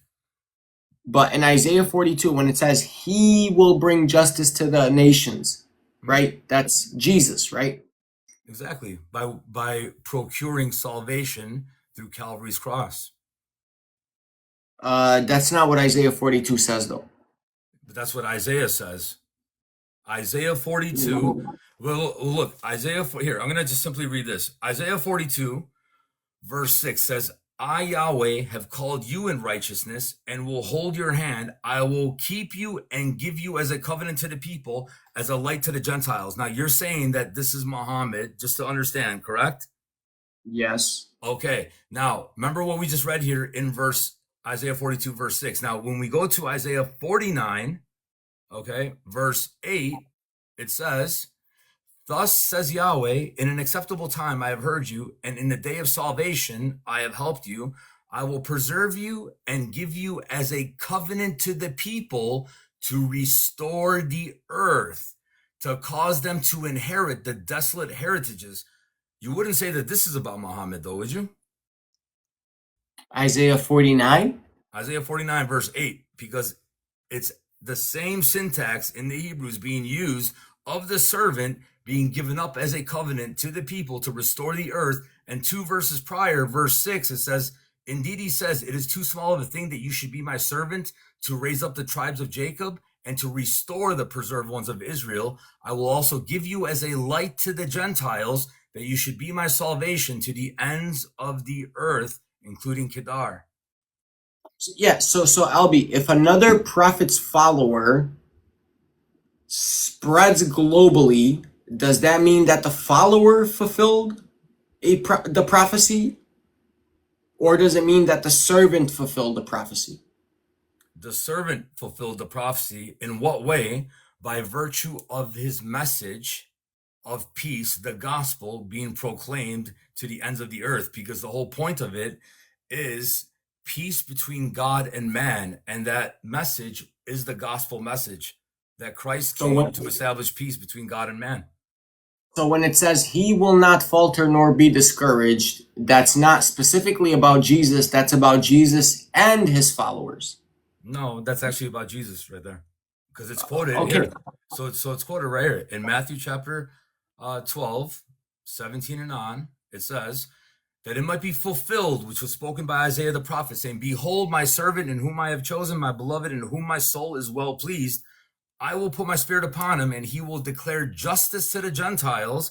He will not quarrel nor cry out, nor will anyone hear his voice in the streets. A bruised reed he will not break, and a smoking flax he will not quench, till he sends forth, notice, till he sends forth justice to victory, and in his name the Gentiles will trust. Okay. No worries. Let's go back. I think we're getting like too much into this one question. Okay. Does Isaiah 42 say that Kedar rejoices? Absolutely. Yeah, so where do we see Kedar rejoicing in Jesus historically? What do you mean in Jesus historically? They rejoice in the fact that the gospel is being proclaimed to them. God has not forgotten about them, and he establishes peace between God and man. Therefore, Kedar is excited, but it's not just Kedar though. If we continue even reading, notice what it says in Isaiah 42 from verse 10 and on. It says, sing to Yahweh a new song. But just out of curiosity, in Islam, it is haram for you to sing to Allah. But yet here it says, sing to Yahweh a new song, and his praise from the ends of the earth. You who go down to the sea and all that is in it. Notice, you who go down to the sea and all that is in it, you coastlands and you inhabitants of them, meaning all coastlands, not just Kedar, all coastlands. Let the wilderness and its cities, plural, lift up their voice. The villages that Kedar inhabits, let the inhabitants of Selah sing. Let them shout from the top of the mountains. Let them give glory to Yahweh and declare his praise in the coastlands. Yahweh shall go forth like a mighty man. He shall stir up his zeal like a man of war. He shall cry out, yes, shout aloud. He shall prevail against his enemies. And that took place. So, that happened. so when did Christ march out like a champion and stir his zeal and raise the battle cry? Beautiful, man. Such a good question. We're going to interpret Isaiah within Isaiah. So when we read Isaiah chapter 59 from verse 16 and on, check this out. Such a good question. Look at this. Isaiah 59 from verse 16 and on, it says, he, meaning the Father, he, Yahweh, he saw that there was no man and wondered that there was no intercessor. Therefore, his own arm brought salvation for him, and his own righteousness, it sustained him. For he, who, the arm of the Lord, mentioned Isaiah 53, verse 1, and his own righteousness, it sustained him. For he put on righteousness as a breastplate, and a helmet of salvation on his head. He put on the garments of vengeance for clothing, and was clad with zeal of cloak. According to their deeds, accordingly he will repay fury to his adversaries, recompense to his enemies. The coastlands he will fully repay. So shall they fear the name of Yahweh from the west, and his glory from the rising of the sun. When the enemy comes in like a flood, the spirit of Yahweh will lift up a standard against them. Watch this. The Redeemer will come to Zion, and to those who turn from transgression in Jacob, says Yahweh. That's interesting. Why? Well, because this is quoted in the New Testament about Jesus. The Redeemer will come to Zion, and to those who turn from transgression in Jacob. How did he do that? He came to wage war against Satan and his host of demons, because they have rule over all humanity that have sinned. That's the point. That's the whole point. They are our accusers. That's what the Old Testament teaches, and it's fulfilled in the New. So our enemy is not Islam or the Jews or this and that. Our enemies are the principalities and rulers behind Islam, behind the Jews, behind the Hindus, behind this. And Jesus has come to release us from that captivity in which we've been taken captive by Satan to do his will. And when the blood of Jesus covers us, we're released from that darkness and we're brought into the glorious light. That's the message. That's the gospel. All right. I'm going to ask you one more question, Albee, because it's 5:09 a.m. And I want to get you to cross-examine me so that we can... Yeah, so Isaiah 42 clearly mentions that the servant is going to come to a people who are still worshiping idols, and he will turn them back in utter shame. So when did the servant, Jesus, who you believe is the fulfillment of Isaiah 42, turn back idolaters in utter shame? Yeah, what's interesting about that is this.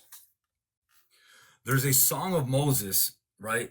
In Deuteronomy 32, 1 through 43, it's a song of judgment about a latter generation. That generation was the wicked and perverse generation of the time of Jesus, which is the most wicked and vile generation of the Jews to ever exist on the earth, because they not only crucified the sinless Son of God, but in that song of Moses, it says that they were sacrificing to demons in Deuteronomy 32, when we read verse 16 to 18.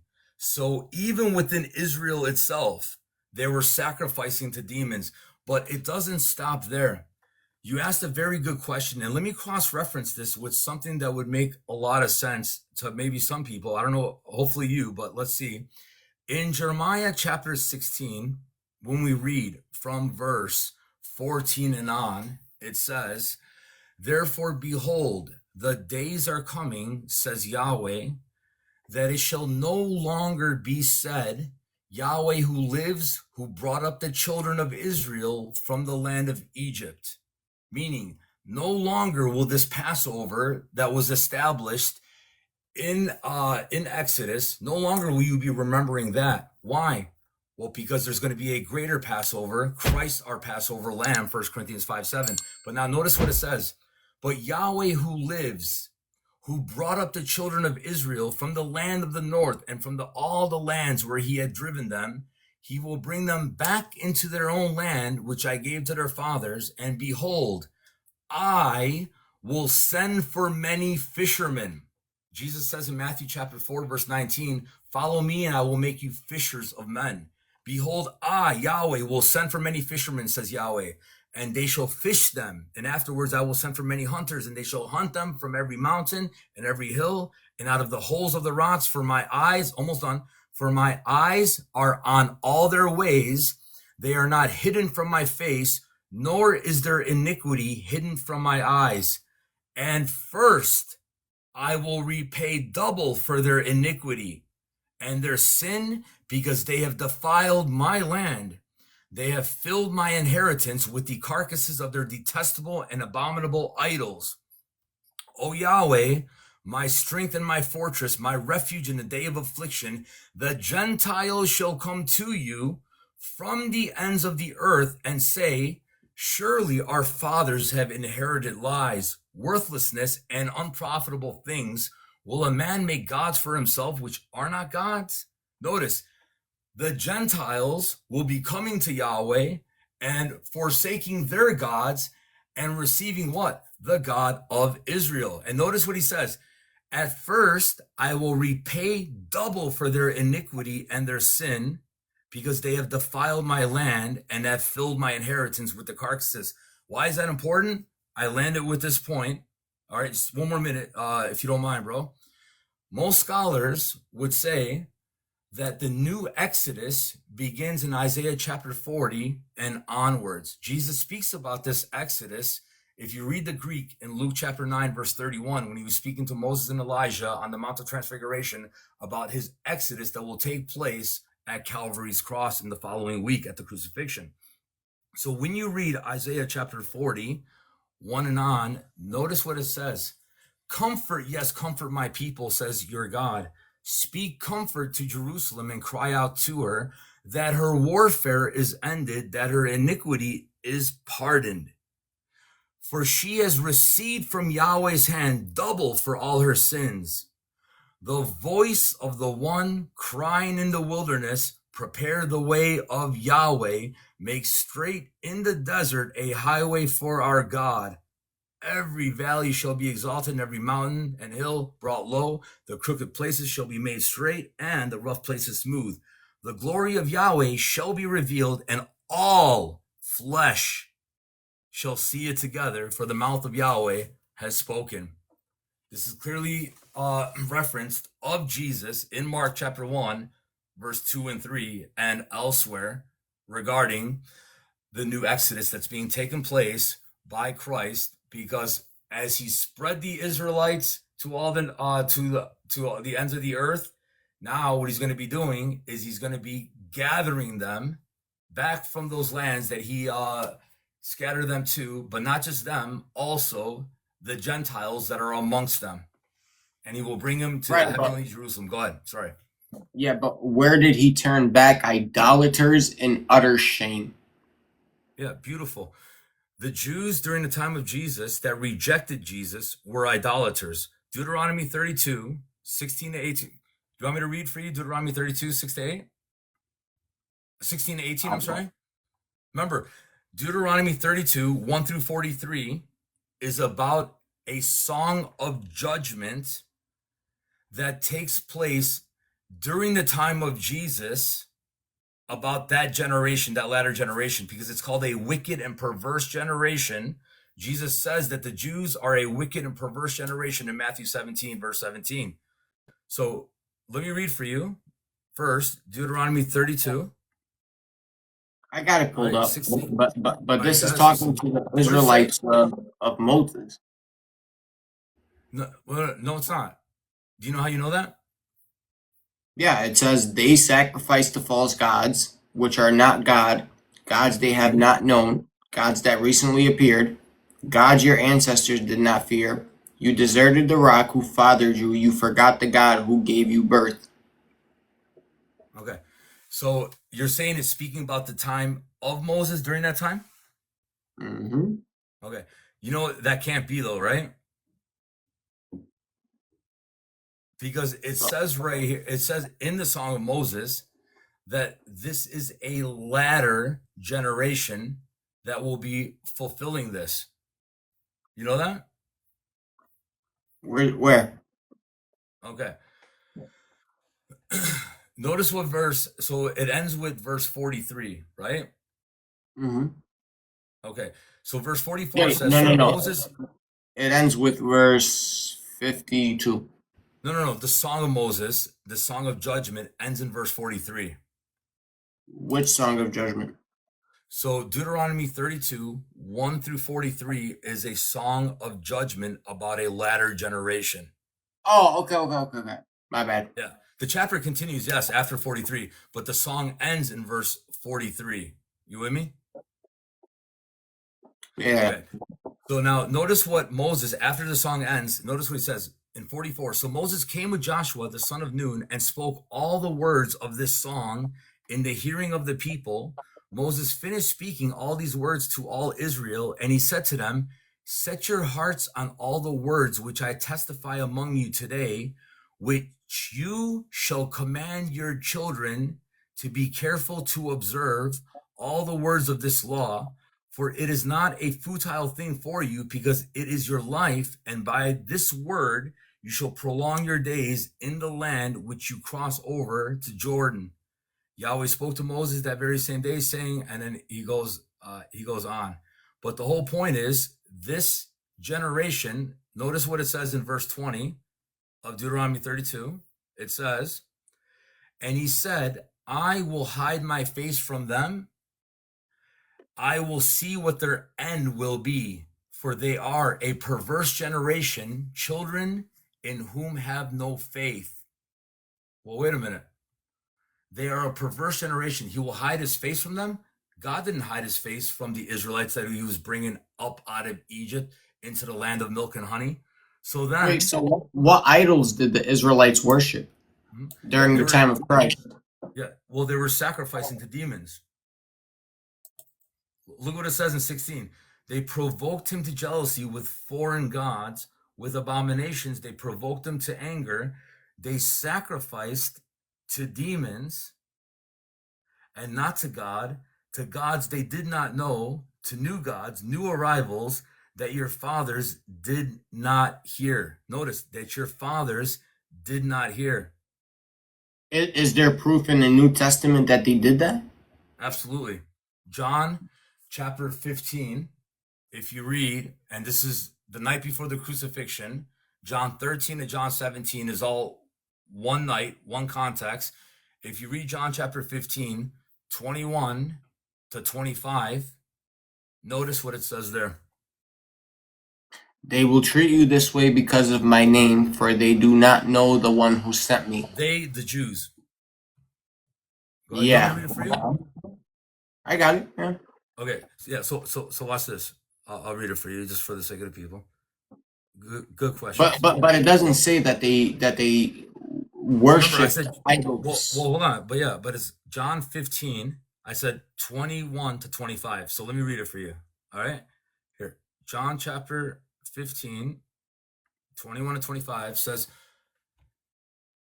wait a minute. I'm sorry about that. I meant John chapter 15, 21 to 25. Isn't that what I said? I don't know. All right. But all these things they will do to you for my name's sake, because they do not know him who sent me. Who sent Jesus? God, Yahweh. The Father, right? Or God. Yeah, I'm sorry. God, right? Okay. Jesus says here, they don't know him. So if they don't know him and they're sacrificing, who are they sacrificing to? Now watch this.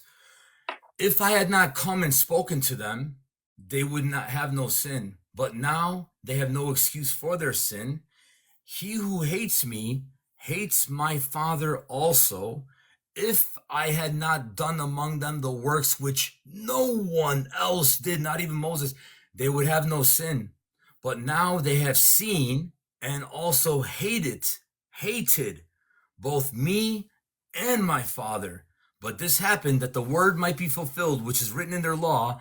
They hated me without a cause. Moreover, Jesus even calls them in John chapter 6, verse 42 to 44, 44, John chapter 8, verse 44. Sons of who? You want to say it. Sons of the I'm devil, looking right? at. I'm looking at it. Yeah, but that is still, even if I grant Okay, if that, they're that sons doesn't of the really. devil and they're sacrificing, they're being religious. Who are they sacrificing to? Where are they sacrificing though? I haven't seen that passage. Well, obviously they're going to be sacrificing in the temple, right? Right, but where in the New Testament are the Israelites sacrificing to other than Yahweh? Okay. If they are the sons of the devil and they're going to the temple to sacrifice, let's say a lamb or an animal, okay, and they're sons of the devil, who are they sacrificing to? They think it's their God, but it's not. It's obviously a wrong God, right? Sure, but that could just be a group of Israelites. But remember, Isaiah 42 says that he will lead the blind in ways that they did not know. Okay. He will lead the blind in ways they did not know, right? Yeah, so we could just say Okay. that these people In were blind. Okay, beautiful. So now watch this. John chapter 8 again. In John chapter 8, in verse what do you call it? Here, in verse 31 and on, it says, Then Jesus said to those Jews who believed in him, If you abide in my word, you are my disciples indeed, and you shall know the truth, and the truth shall make you free. They answered him, We are Abraham's descendants and have never been in bondage to anyone. This is how stupid they are. Why? Well, here they're under Roman captivity. They're in Roman bondage, but they're too dumb to see that. They answered him, We are Abraham's descendants and we're never a bondage to anyone. How can you say you will be made free? Jesus answered them, Most assuredly, I say to you, whoever commits sin is a slave of sin, and a slave does not abide in the house forever, but a son abides forever. Therefore, if the Son makes you free, you shall be free indeed. So how does he free them? By virtue of the gospel, right? According to your paradigm, yeah. I still don't see the correlation to Isaiah 42, but Okay, I well, took about then let's try this 7 minutes. one. Let's try this. No, no, Luke chapter I'll be. 4. I'll land it with this. 30 Yeah, go seconds. ahead. I'll just read the I'll passage. let you land, and then you can ask me some questions, so Oh, we okay, can I wrap appreciate up. it. So I want to get some sleep, brother. It's 5:30. Man shall not live by sleep alone. No, I'm kidding. All right, for sure, bro. For sure. I won't be long. Luke chapter 4, 17 and on. And he was handed the book of the prophet Isaiah, and when he had opened the book, he found the place where it was written, The Spirit of the Lord is upon me, because he has anointed me to preach the gospel to the poor. He has sent me to heal the brokenhearted, to proclaim liberty to the captives and recovery of sight to the blind, and to set liberty to those who are oppressed, and to proclaim the acceptable year of the Lord. You catch it? Then he closed the book and gave it back to the attendant and sat down. And in the eyes of all those were fixed on him, he says, Today this scripture is fulfilled in your hearing. And that's Psalm 61, verse 1 and 2. All right, I got you, Albee. I took about 5 to 6 minutes, so if you want. Wait, or it was a little bit more than that, but that's all right. It's 4:25. I think we began at 3:50 with you. Three. Oh, bro. No, yeah, I'm not gonna do that. But look, I'll also grant that my answers are a little long, so don't worry about it. It's all good, man. All right, I let me think ask I you. asked about 10 questions, but you're good, bro. Go ahead, man. Yes, something like that. I won't be long, man. All right. Okay. Let's do this. Would you be able? Do you have the Bible with you? Yeah. Okay. Can we go to Zechariah chapter 9 and can we read 9 to 12? And I'll read it for you. Let me know when you're there, or I can just read it for you. But if you need to turn to there, we will. And there's a method to why I'm doing this. Okay. So Yeah, no Zechariah worries. 9. Zechariah 9, 9 to 12. It says, Rejoice greatly, O daughter of Zion. Shout, O daughter of Jerusalem. Behold, your king is coming to you. He is just and having salvation, lowly and riding on a donkey, a colt the foal of a donkey. I will cut off the chariot from Ephraim and the horse from Jerusalem. The battle bow shall be cut off. He shall speak peace to the nations. His dominion shall be from sea to sea and from the river to the ends of the earth. As for you also, because of the blood of your covenant, I will set your prisoners free from the waterless pit. Okay. Who would you say this king is that enters Jerusalem riding on a donkey? Excuse me. Bless you. According to your paradigm, that would be Jesus. Okay. But you bear witness that, you know what? Let's put Jesus aside. Let's put the New Testament aside for just a second. Let's pretend that you're a Jew. Actually, I'm just, I'm just kidding, man. You're not. You the want me worst to of give all my the interpretation of it? So behold your king. Okay. What would be your interpretation of it? Who is this king that's coming riding on a donkey? Yeah, I could just say that it's a future king whose full reign was not fulfilled in the lifetime of Jesus. And I would quote John Goldingay and Mark J. Boda, who say that Zechariah 9 presents a king whose rule extends universally beyond what is historically seen in the post-exilic period. And the passage is looking forward to an ideal king whose reign brings universal peace, something not realized historically. Okay. Now, would those same scholars say that if a king comes into a city, into Jerusalem, riding on a donkey, he comes in peace? But if he comes Yeah. riding on a horse, just like Solomon in 1 Kings chapter 1, verse 33, Solomon rides into Jerusalem riding on a donkey. Ancient Near Eastern understanding is when a king enters a city riding on a donkey, that means he comes to what? Establish peace, right? Yeah, I can grant that. Okay. So when this king is coming, he's coming to what? To Jerusalem, correct? Hmm. Riding on a donkey, meaning he comes in peace, correct? Hmm. Okay. Then it says in verse 10, he shall speak peace to the nations, and then his dominion shall be from sea to sea and from the river to the ends of the earth. Right? Hmm. Okay. Who would this be about here?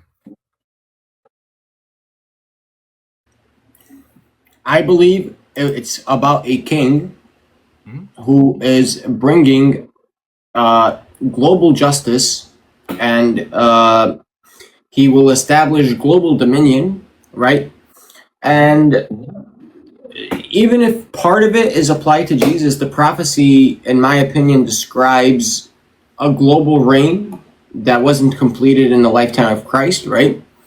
And again, I'll appeal to scholarship pertaining to Zechariah 9 when it says, the king's rule from sea to sea reflects an ideal universal reign, something not historically realized at the time of Jesus. So it's going to be a ruler whose authority extends worldwide beyond any immediate historical fulfillment. And then I would ask you, did Jesus establish dominion from sea to sea during his lifetime? You would have to say no, that he's going to do it on his second coming, right? And then, I wouldn't say that. oh, you wouldn't? Mm-mm. You would say he fulfilled it in his first coming? Well, at his first coming and as ascension, last time I checked, Jesus says, all authority in heaven and on earth has been given to me. That means Jesus has authority in heaven as a shot caller and on earth, and he rules in the heaven and on earth. And how is he ruling over the earth? By sending out his ambassadors, his soldiers into all the world to proclaim peace between God and man and to release those who have been taken captive by Satan. But so let me just go to this now. Okay. When it speaks about this king in the 14 chapters of Zechariah, is there any other king that's mentioned other than this king right here? Is a king mentioned elsewhere?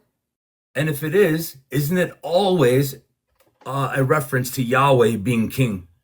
And there's a reason why I'm doing this. I'm going to get right back to Isaiah, but you'll see why I'm saying this. Whenever the king is mentioned, it's always a mention of Yahweh in Zechariah. You'll never find a king being used of anyone else except Yahweh in the 14 chapters. Would you agree? Or you're not sure? I would have to double check, but I would say, yeah, Zechariah presents both Yahweh as king and also a distinct coming king or ruler, and they are not collapsed into one simple identity in the text. So if you're saying that Yahweh himself literally rode into Jerusalem on a donkey, right? So then you would have to say that God physically entered Jerusalem as a man on a donkey, right? Well, the problem is the text shows two categories: Yahweh as an ultimate king, and a coming ruler. So you can't collapse them without assuming it. What do you mean? You got to repeat that. I'm sorry. What do you mean? How am I assuming it when you just perfectly articulated for the first time? Not you, but I heard it so beautifully said. What we Christians believe, that God came in the flesh, right? Got on a donkey and established his peace in Jerusalem. You said it so beautifully, man, without even realizing it. No. I think you misunderstood me. What I said is the argument that you're trying to present, right? Assume something that the text doesn't explicitly say, right? I agree. Yes, Yahweh is called king in Zechariah, right? I acknowledge that, right? So yes, Zechariah presents Yahweh as king, right? But Zechariah also shows a distinct ruler figure, and this is where I make the split, because the same book also presents a separate coming ruler figure. So what I said is the text itself.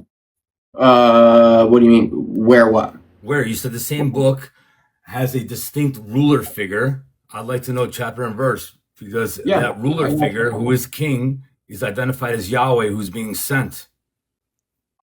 I got you. I'll pull it up. Yeah, you're gonna go to Zechariah 14, right? No, I would actually stay in Zechariah 9:9. Okay, all right. But then how is this distinct though? Because who is the king here that rides into Jerusalem proclaiming and procuring a covenant of peace by his blood? A future king. It's not. It could be any Davidic king or any king, any Messiah. But friend, how could it be any Davidic king? You cut out. How could it be any Davidic king when there's no longer genealogies that are held in a temple that was burnt down in 70 AD? They were all burnt down and destroyed. So no Jew can ever trace back their lineage to David anymore, because the son of David, Jesus, fulfilled it. This is what's called ABC apologetics, anyone but Christ. Why are you denying that this is Christ, bro? Yeah. Because if you read the text, right, it says, your king is coming to you, right? That alone shows a figure being sent or arriving on the behalf of Yahweh, not Yahweh himself. On behalf of Yahweh, though. I'm saying that it implies on the behalf of Yahweh. Your king is coming to you. That doesn't mean that Yahweh himself is coming. Are you sure? Yeah. Can you do me a favor, please? Sure, go ahead. Can you go to Zechariah chapter 2 and can we read 8 to 11? Zechariah 2? Zechariah chapter 2, 8 to 11, please. Did you want me to read it for you, or do you want to read it? I got you. I can pull it up. Go ahead, read. Okay, let me pull it up. 1 second. Zechariah chapter 2, 8 to 11. It says, for thus says Yahweh of hosts, he sent me after glory to the nations which plunder you, For he who touches you touches the apple of his eye. For surely I will shake my hands against them, and they shall become spoil for their servants. Then you will know that Yahweh of hosts has sent me to you. Who's speaking here? Then you will know Yahweh of hosts is, say that last part. Has sent me to you. Yeah, that's talking about the person that Yahweh is going to send. Okay, but then in verse 8, it says, for thus says Yahweh of hosts. So then, who's going to be speaking after that? Verse 8. Thus says Yahweh, obviously would be Yahweh. Okay, so Yahweh is going to be speaking. What does Yahweh say? He sent me after glory to the nations which plunder you. For he who touches you touches the apple of his eye. For surely I will shake my hand against them, and they shall become spoil for the servants. Then you will know that Yahweh of hosts has sent me. Now watch this, verse 10. Sing and rejoice, O daughter of Zion. Just like Zechariah 9:9, rejoice greatly, O daughter of Zion. Shout, O daughter of Jerusalem. Here's Zechariah 2, verse 10 and 11, saying, sing and rejoice, O daughter of Zion, for behold, I am coming, and I will dwell in your midst, says Yahweh. Many nations shall be joined to Yahweh in that day, and they shall become my people, and I will dwell in your midst. Then you will know that Yahweh of hosts has sent me to you. Wait a minute. Yeah. Who's speaking here? Yeah, it's a representative of Yahweh who's being sent by Yahweh, and according to Mark J. Boda, who says the passage reflects. Bro, are you just making up names, bro? This guy's just making up random names. No, I'm playing with you. I'm just playing with you. Go ahead, man. You can look up. This guy remembers names. Hey, this guy remembers names like no other, man. Hey, man, I tried. But go ahead. What does Mark J. Boda say so I can refute him? Yeah, Mark J. Bodas and Carol Myers, they say that, so I'll quote Mark J. Boda. He says, the passage reflects agency language where a messenger speaks on behalf of Yahweh while still being distinguished from him. And then Carol Myers says, the phrase, Yahweh sent me, indicates a distinction between the sender and the one being sent. So what I'm saying is, the text shows that someone is being sent by Yahweh. It's not automatically that the speaker is identical to Yahweh himself. All right. Sandy Bernstein and Gerald Cohen have said, I'm kidding, man. All right, so now let's see if that's the case. What does verse 10 and 11 say again? You would have to pull it up. It says, sing and rejoice, O daughter of Zion, for behold, I am coming, and I will dwell in your midst, says Yahweh. So who's speaking in verse 10? Yahweh. Okay, Yahweh speaking, and he's telling the people, sing and rejoice, O daughter of Zion, for behold, I being Yahweh, right? I am coming, and I will dwell in your midst. So who's coming to dwell in their midst? Therefore, sing and rejoice? Yahweh. It would be a representative of Yahweh. For example. How would you show that exegetically, though? Because why would you sing and rejoice over a representative? Yeah, so again, the language of Yahweh dwelling among people, right, expresses covenantal presence, which is often realized through representatives of the community or the community itself, right? So yes, Yahweh is coming, but that doesn't actually mean a literal incarnation, right? For example, in the Old Testament, does God dwell among Israel multiple times without becoming a man? Yes, in the tabernacle, in the temple, right? So that would show that dwelling doesn't require an incarnation or, God having to incarnate. So yeah, I agree with you that the text says God will dwell among his people. That's standard covenant language, but it doesn't explicitly say that God takes on a human nature and becomes a man, you're kind of interpreting that into the text. And a clear example is Isaiah 9:6. His name will be Emmanuel, God with us, right? But That's not names have Isaiah meanings. 6. That's Isaiah Oh, 7. that's 7. My bad. Yeah. Okay. Emmanuel, God would be with us, right? Is God literally with them? No. God is with them in the sense that he sent them a prophet, and via that prophet, God is with them in that sense. You just made that up. You're assuming that because no, it actually No. means the God. Hold on one second. It's the God with us. But hold on. That's neither here nor there. Coming back to this though, when it says, sing and rejoice, O daughter of Zion, for behold, I am coming and I will dwell in your midst, says Yahweh. Verse 11, many nations shall be joined to Yahweh in that day, and they shall become my people, and I will dwell in your midst. Then you will know that Yahweh of hosts has sent me to you. Now, 1 second though.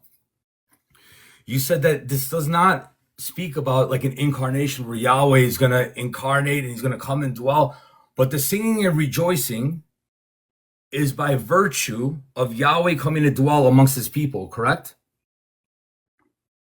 As king, Mm-hmm. correct? Mm-hmm. Okay. So in Zechariah 9:9, I'm going to ask you again, who is that king who comes and rides on a donkey, in which it says, rejoice greatly, O daughter of Zion, shout, O daughter of Jerusalem, behold, your king is coming to you. He is just and having salvation, lowly and riding on a donkey, a colt and the foal of a donkey. Then it goes on to say, he shall speak peace to the nations, and his dominion shall be from sea to sea and from the river to the ends of the earth. And it says, as for you also, because of the blood of your covenant, I will set prisoners free from the waterless pit.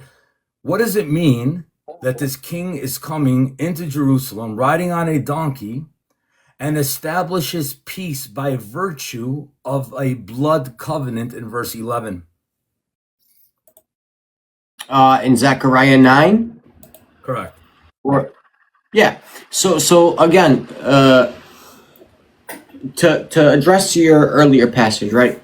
The passage literally just teaches that God's presence is there, but it doesn't necessitate an incarnation. Again, that would be your interpretation. But then to answer your question on Zechariah 9, describing the king riding on a donkey, right? So if you go to the Yale Anchor Bible on the commentary on Zechariah, it says the covenant language reflects existing covenantal traditions, not a new atoning sacrifice by the king. So the covenant is God's covenant with the people, not the king shedding his own blood, right? And the phrase blood of your covenant, referring to God's covenant with Israel, is that the phrase that you're referring to? Yeah, so the blood of the covenant, right? Yeah. So what you're doing is you connected donkey, peace, and blood sacrifice, but the text itself never makes that connection. Again, that's your interpretation, but that's not what the passage says. Wait, what do you mean? How is that my interpretation? Yeah. So did you say? What covenant is it speaking of here? The covenant of peace, right? Sure, but did you say that Zechariah 9 says that the king will die and shed his blood? Yeah, the king establishes that covenant by virtue of the blood of his covenant. That's the Okay, point. where does Zechariah 9 say that? Okay, beautiful, man. In Zechariah 9, it says, as for you also, because of the blood of your covenants. Okay, so who is this speaking of here? I would say the Israelites. Well, wait a minute. It says, as for you also, because of the blood of your covenant, I will set your prisoners free from the waterless pit. Yeah, so the blood is tied to God's covenant with Israel, not the king dying. Okay, but wait a minute. Now, you know why you have a problem? Why do I have a problem? Isaiah 42, verse 7, to open blind eyes, to bring out prisoners from the prison, those who sit in darkness from the prison house. But you're saying that this is about Muhammad in Isaiah 42, but this is a direct reference to Isaiah 42 in Zechariah 9. Is it Muhammad then being spoken of here? In Zechariah 9 or Isaiah 42? Well, I I know don't Isaiah believe that. 42, but I know Isaiah 42, you're going to say Muhammad, but then how do you reconcile Isaiah 42, verse 7 with Zechariah chapter 9, verse 11? Yeah, because Zechariah 9 is not quoting Isaiah 42, albeit it's It using is similar 100%. language. It's not. It's not. It is because it's And saying, okay, so hold on. It's saying, because of the blood of your covenants, I will set your prisoners free. Now, does it also in the previous verse, verse 10, does it also say he shall speak peace to the nations? Is the he that will sure, speak peace to the nations, is that an Israelite? it could be in Zechariah 9, but again, I don't know why It you're has to be. correlating. It has to be because the king comes from the line of Judah, right? It has to come from the line of David, right? According to your paradigm, but does shared imagery across prophetic books reflect common themes, not necessarily being the same individual in every case? No, but that's not what I'm talking about. What I'm talking about here is you would agree that kings come from the line of Judah, right? Sure, So then he would have to come from the line of David, then, right? sure. Okay. But So how are you then, making a parallel to Isaiah 42? beautiful. Because in Isaiah 42, would you agree that he's going to be speaking peace to the nations by virtue of being a light to the nations and being given up as a covenant? He's being given up as a covenant to the people, right? No, he's not being given up. He No, is that's what. bringing the covenant. No, that's exactly, bro. That's exactly what it says in Isaiah 42. Look at what it says here. Isaiah, and I'm sorry, what did you say? He's bringing what? He will be a covenant, Yeah, how? meaning he will be a prophet who's gonna bring a covenant with the people with God. And how does he establish that covenant? Because last time I checked, my friend, in Psalm chapter 50, in verse 5, it says, gather my saints together to me, those who have made a covenant with me by sacrifice. Okay, So but again, Albie, sacrifices are necessary in order to establish a covenant. That's the point. So now, hold on. Now, coming back to what we just saw in Isaiah 42, verse 6, it says, I, Yahweh, have called you in righteousness. I will hold your hand. I will keep you and give you as a covenant to the people, as a light to the Gentiles, to open blind eyes, to bring out prisoners from the prison, those who sit in darkness from the prison house, right? Okay, so he's doing that. So the nations, he's going to proclaim peace to the nations, right? yes, Okay, so Zechariah 9 says, in verse 10 and on, it says, he shall speak peace to the nations. His dominion shall be from sea to sea and from the rivers to the ends of the earth.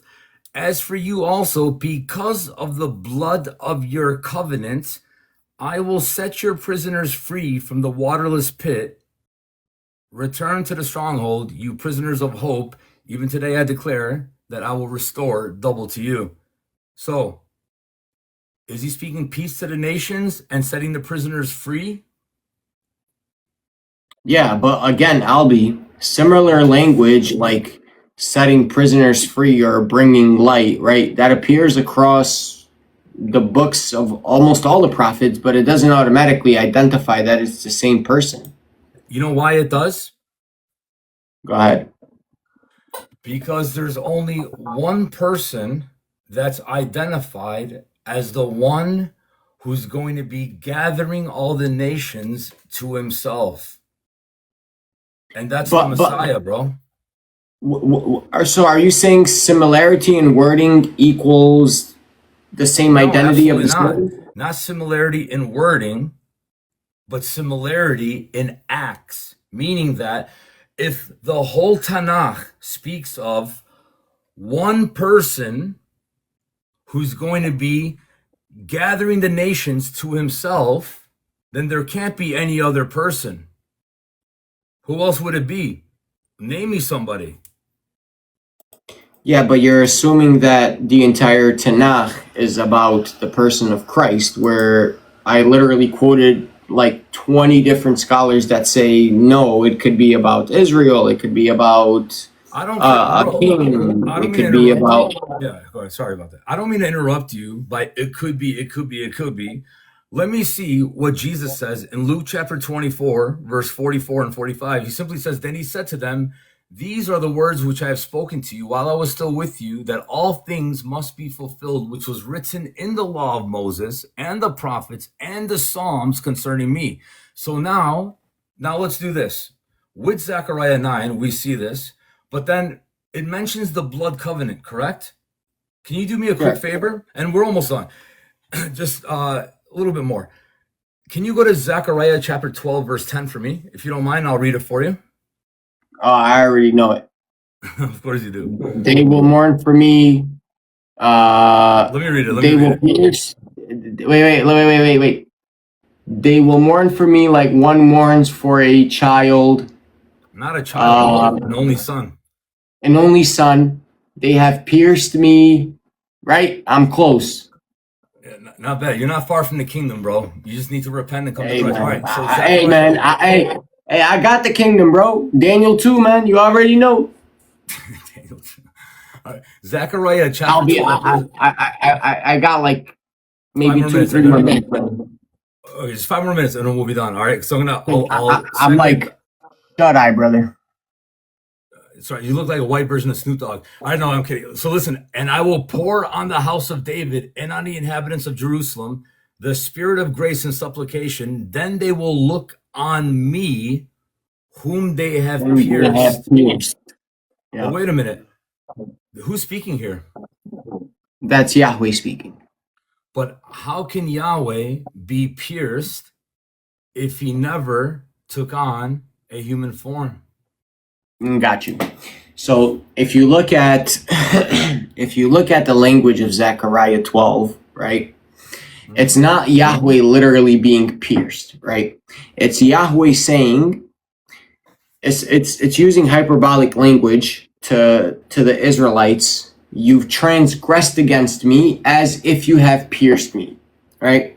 And then it goes on to say, on that day, the tribes of, and it names all the 12 tribes, and they say, they will mourn for him, they will mourn for him, they will mourn for him. And it references the valley of Megiddo, right? Where the king was pierced with an arrow, right?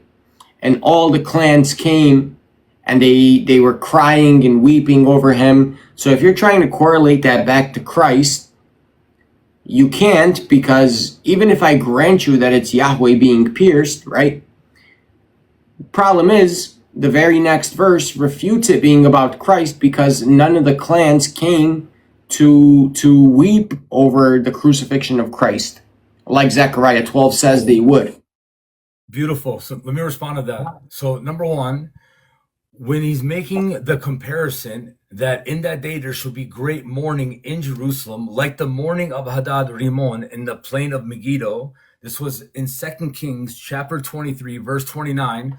But notice, what is he doing? And I will pour on the house of David and on the inhabitants of Jerusalem the spirit of grace and supplication. Then they will look on me whom they have pierced, right?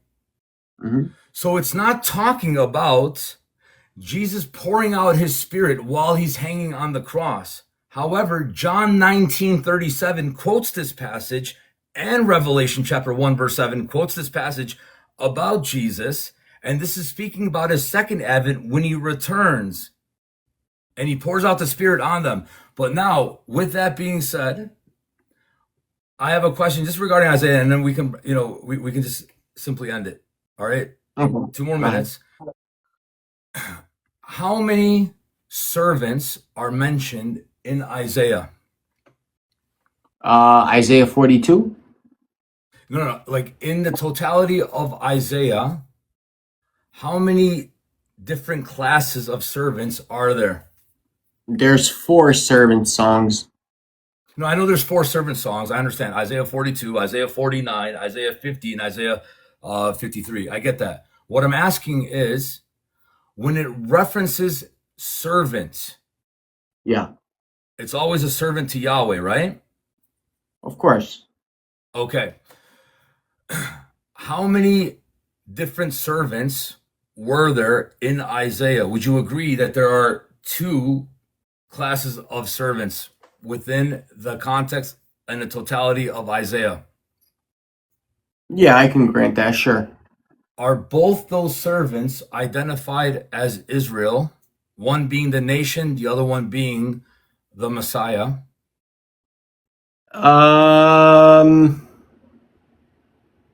Yes and no, because you have the servant Jacob. You also have Yeah, the but servant Jacob Cyrus. Jacob is the pre-name of Israel, right? It's Jacob. Sure. Okay. So now the 2 servants is Israel, the servant, the nation, then Israel, the servant, the Messiah, right? I wouldn't say Israel, the servant Messiah, no. No, then who is the servant in Isaiah 49, verse 3? Isaiah 49, verse 3. Correct. Let me pull it up. Hmm? Yeah, Isaiah we could probably land 49. land it with this, man. But we should do this again Yeah, sometime, bro. yeah, of course, man. Of course. It just says Israel, and it's the collective of Israel. Okay, but wait a minute. How can it be the collective of Israel when the collective of Israel is always being rebuked? And this Israel here is being identified as the one whom will glorify the Father. The Father will be, or God will be glorified in him. But then it goes on to verse 5 and 6. And what does it say? That he will redeem, he will what? Restore the preserved ones of Israel. So you have Israel restoring the preserved ones of Israel. So then how could it be the collective whole? Wait, are you saying that Jesus is Israel? Exactly. That's one of the Messiah. One of the names of the Messiah is Israel. Did you know that? Doesn't the text identify the servant directly though? Like you don't need to guess. Like I don't know how you're correlating that, but Yeah, no problem. So here, right here, it says this. In verse 49, verse 1, it says, "Listen, O coastlands, to me." Who's the me here? obviously Yahweh. All right, well, you just identified the Messiah as Yahweh. Watch this. Oh, on accident, though. "Listen, O coastlands, to me, and take heed, you peoples from afar.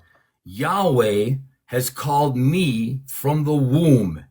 From the matrix of my mother, he has made mention of my name, and he has Yeah, made my mouth." So is this about the collective whole of Israel? yeah. Again, Albee, as I stated earlier, right? People can speak on the behalf of Yahweh. That doesn't mean that they are Yahweh. Okay, no, but I understand it, but that's not what I'm asking. When it says that he has called me from the matrix of my mother, he has made mention of my name, and he has made my mouth like a sharp sword, and in the shadow of his hand he has hidden me. And then it goes on to say, "And he said to me, you are my servant, O Israel." Are you saying that this is the collective whole nation, Israel? Yes, I would say it's the collective nation of So, Israel. so Yes. the collective whole nation has a mouth like a sharp sword? Not literally. It could just But be metaphorical. well, hold on. How can that be? Because speaking of judgment, how can that be when Isaiah 11, verse 4 says, "With righteousness he shall judge the poor and decide the equity for the meek of the earth. He shall strike the earth with the rod of his mouth." with the rod of his mouth, meaning that he shall strike the earth, what? With judgments, perfect judgment. There's no talking back. Israel, listen, Israel cannot have a mouth like a sword. You know that? With perfect judgment. You want to know why? Why not? Why? Because Isaiah himself says in Isaiah chapter 6, verse 5, so I said, woe is me, for I am undone, because I am a man of unclean lips, and I dwell in the midst of a people of unclean lips. For my eyes have seen the King, Yahweh of hosts. Notice he says, I am a man of unclean lips, and I dwell in the midst of a people of unclean lips. And yet this servant, though, has a mouth like a sharp sword, meaning he judges perfectly. And that's interesting because in Isaiah 53, verse 9, it says, and they made his grave with the wicked, but with the rich at his death, because he had done no violence, nor was any deceit in his mouth. In his mouth. Yeah. But So then Albee, that means he had what? Perfect judgment, perfect communication. So then how do you say Isaiah 49 verse 3 is about a collective whole Israel when it's actually speaking about the Messiah who's identified as Israel, who comes to restore the preserved ones of Israel? And I'll land the plane. Here's what it says. Isaiah 49 verse 3, it says, and he said to me, you are my servant, O Israel, in whom I will be glorified.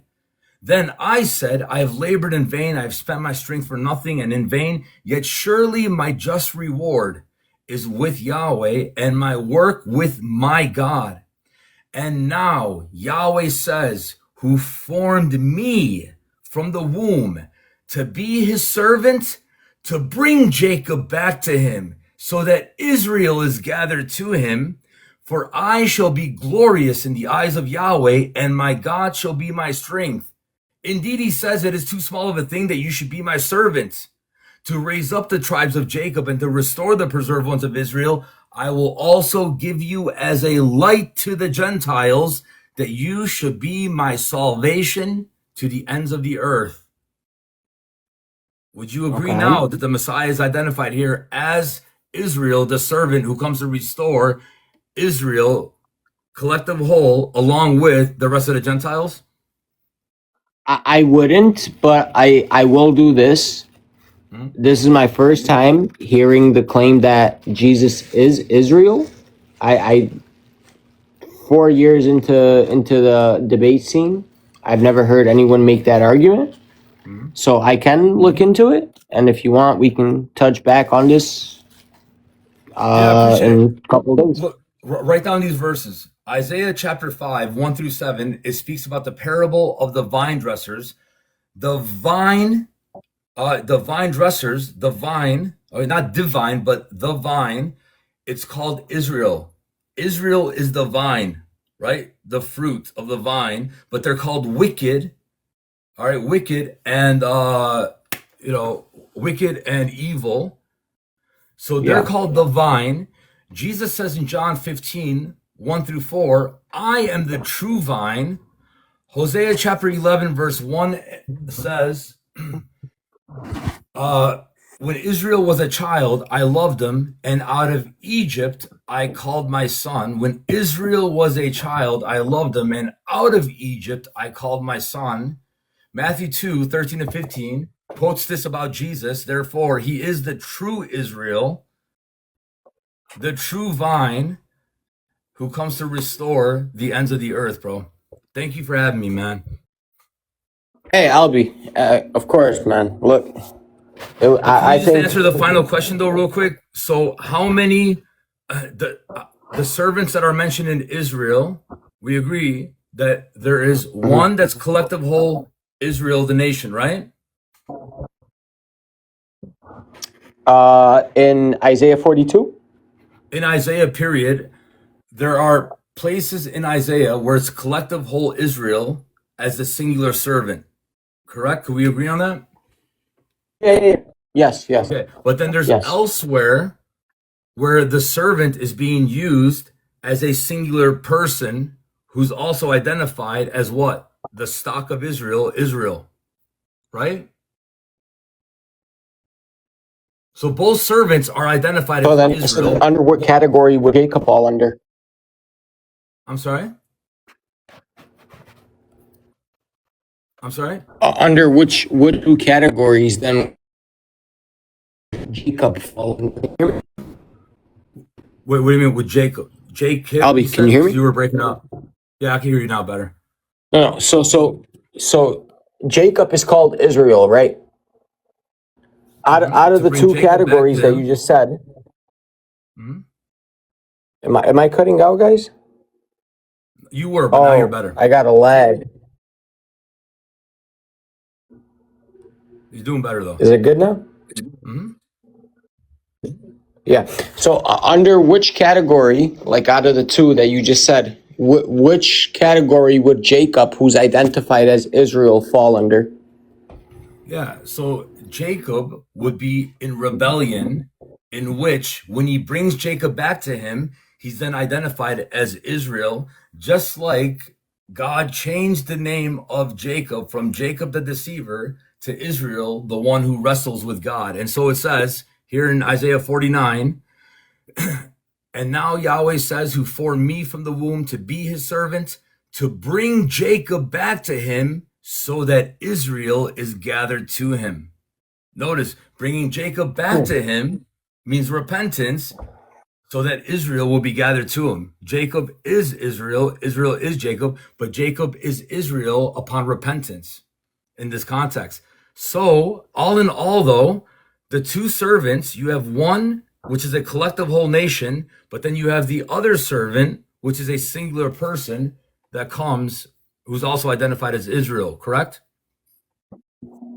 Yeah, I can agree to it, and I can admit that if that's what you guys like hold to, I would have to look into that a little bit more because this is my Okay. first time hearing about this.